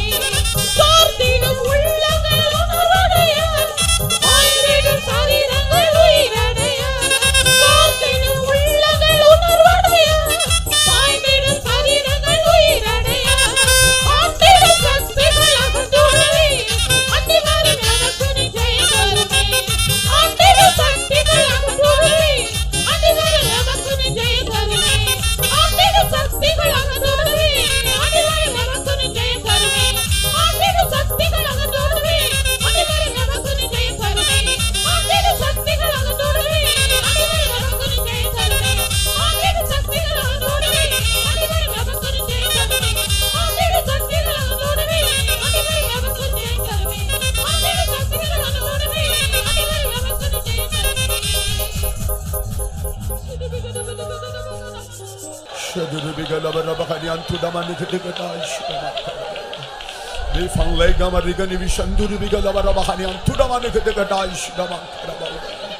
Hallelujah, hallelujah, hallelujah, hallelujah. Praise the Lord, praise the Lord, praise the Lord, praise the Lord. Amen, Lord. ஸ்தோத்திரம் ஆண்டவரே, ஸ்தோத்திரம் ஆண்டவரே. கர்த்ததாமே நம்முடைய எல்லா சிறையிருப்புகளிலிருந்து, எல்லா கட்டுகளிலிருந்து நம்மை விடுதலையாக்குகிறவராய் கடந்து வந்து கர்த்தர் ஒரு விடுதலை கட்டளையிட்டபடி நாம் கர்த்தரை ஸ்தோத்திரிப்போம். Praise the Lord, praise the Lord, praise the Lord, praise the Lord, praise the Lord. Hallelujah, hallelujah, hallelujah. Praise the Lord, praise the Lord, praise the Lord, praise the Lord, praise the Lord. Hallelujah. ஸ்தோத்திரம் ஆண்டவரே, ஸ்தோத்திரம் ஆண்டவரே, ஸ்தோத்திரம். கர்த்தருக்காக எழும்பி ஊழியம் செய்யும் போதும் சரி, கர்த்தருக்காக ஜீவிக்கும்படியாய் பரிபூர்ணமாய் நம்மை ஒப்புக் கொடுக்கும் போதும் சரி, ஆண்டவரை ஆவியோடு உண்மையோடும் தொழுது கொள்ளும் போதும் சரி, எல்லா சந்தர்ப்பங்களிலேயும் கர்த்தருக்காக நான் நம்மை ஒப்புக் கொடுத்து ஜீவிக்கும் போது, தேவனுடைய அபிஷேகத்தினால் நிரப்பப்பட்டவர்களாய் நாம் ஜீவிக்கும் போது, சத்துரு நிச்சயமாய் நமக்குரதமாய் எழும்பி வருவான். நம்மை கட்டும்படியாய் பிரயாசப்படுவான். அவன் கட்டும்படியாய் பிரயாசப்பட்டாலும் விடுதலையாக்குகிறவராய் கர்த்தர் நம்மோடு கூட இருக்கிறாரே. அவர் பறந்து காக்கும் பட்சியை போல கடந்து வந்து விரைந்து வந்து நம்மை விடுதலையாக்குகிறவராய், நம்மை தன்னுடைய கரம் பிடித்து தூக்கி எடுக்கிறவராய் அவர் நமக்கு இருக்கிறபடியினால் நாம் கர்த்தரை ஸ்தோத்திரிப்போம். Praise the Lord, praise the Lord, praise the Lord, praise the Lord.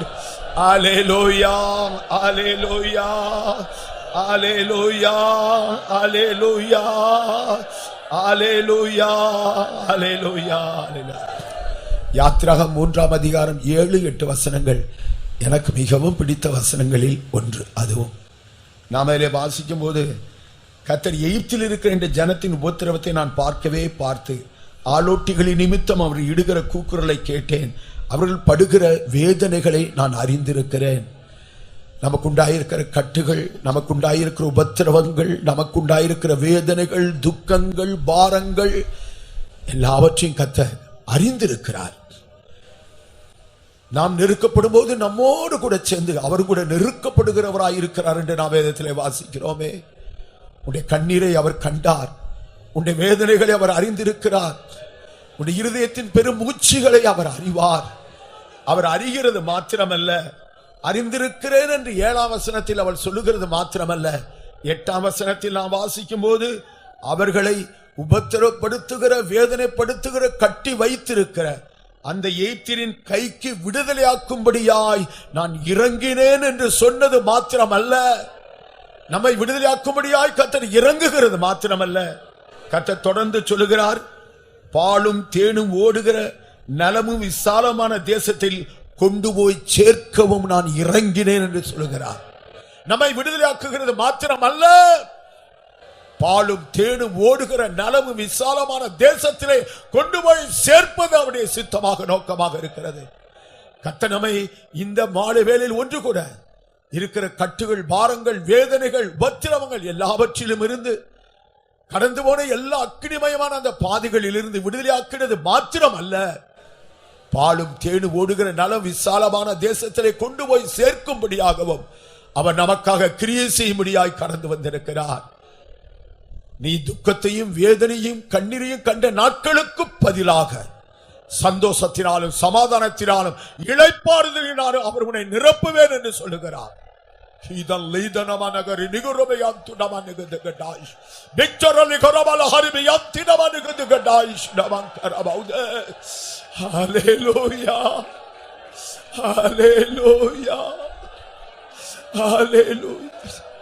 எவ்வளவு ஒரு அருமையான தகப்பன் அவர், அருமையான ஒரு தாய் அவர். நம்முடைய உபத்திரங்கள், பாடுகள் இவைகளிலிருந்து விடுதலையாக்குறது மாத்திரமல்ல, பாலும் தேனும் ஓடுகிற நலம் விசாலமான தேசத்திலையும் அவர் நம்மை கொண்டு போய் சேர்க்கும் மட்டும் அவர் அமைதியாக இருக்க போகிறதில்லை. அவர் இந்த காரியத்தை தொடர்ந்து நம்முடைய ஜீவியத்தில், நம்முடைய குடும்பத்தில், நம்முடைய ஊழியத்தில் நிறைவேற்றும் மட்டும் அவர் தொடர்ந்து கிரியை செய்து கொண்டே இருப்பார். கர்த்தருடைய கரத்தில் இருக்கிற நாம் எவ்வளவு பெரிய பாக்கியவான்கள், அவரை தகப்பனாக தாயாக பெற்றிருக்கிற நாம் எவ்வளவு பெரிய பாக்கியவான்கள். காசினியில் உன்னை தாய் மறப்பாளோ, ஆயினும் என்னாலும் நான் மறந்திடேன். காசினியில் உன்னை தாய் மறப்பாளோ, ஆயினும் என்னாலும் நான் மறந்திடேன். கைத்தலும் கண்ணீரும் கண்மணி போலுமே காத்திடுவேன் நான் வாக்குதே. கைத்தலும் கண்ணீரும் கண்மணி போலுமே காத்திடுவேன் நான் வாக்குதே. காசினியில் உன்னை தாய் மறப்பாளோ, ஆயினும் என்னாலும் நான் மறந்திடேன். காசினியில் உன்னை தாய் மறப்பாளோ, ஆயினும் என்னாலும் நான் மறந்திடேன். கைத்தலும் கண்ணிலும் கண்மணி போலுமே காத்திடுவேன் நான் வாக்குதே.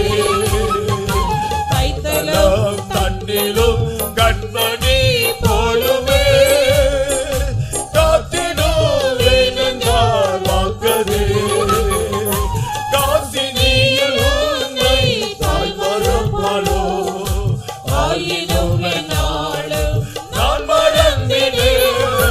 காசினியில் உன்னை தாய் மறப்பாளோ, ஆயினும் என்னாலும் நான் மறந்திடேன்.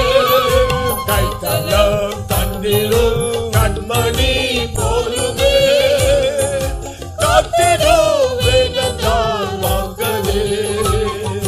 கைத்தலும் கண்ணிலும் கண்மணி போலுமே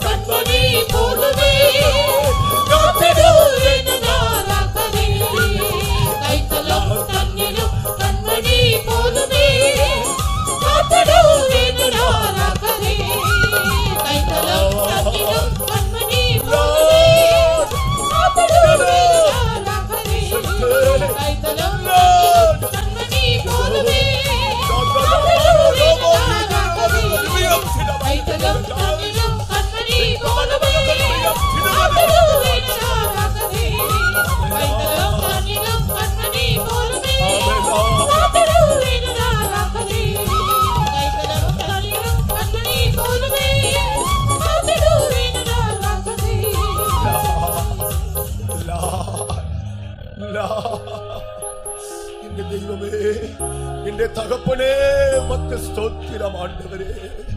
லா, லா, லா. ஒருபோதும் சந்தேகப்பட வேண்டாம், பயப்பட வேண்டாம். நம்முடைய பரம தகப்பன் நம்மோடு கூட பேசினது போல நம்மை விடுதலையாக்குகிறார். அது மாத்திரம் அல்ல, பாலும் தேனும் ஓடுகிற நல்ல விசாலமான தேசத்தை கர்த்தர் உனக்காக வைத்திருக்கிறார்.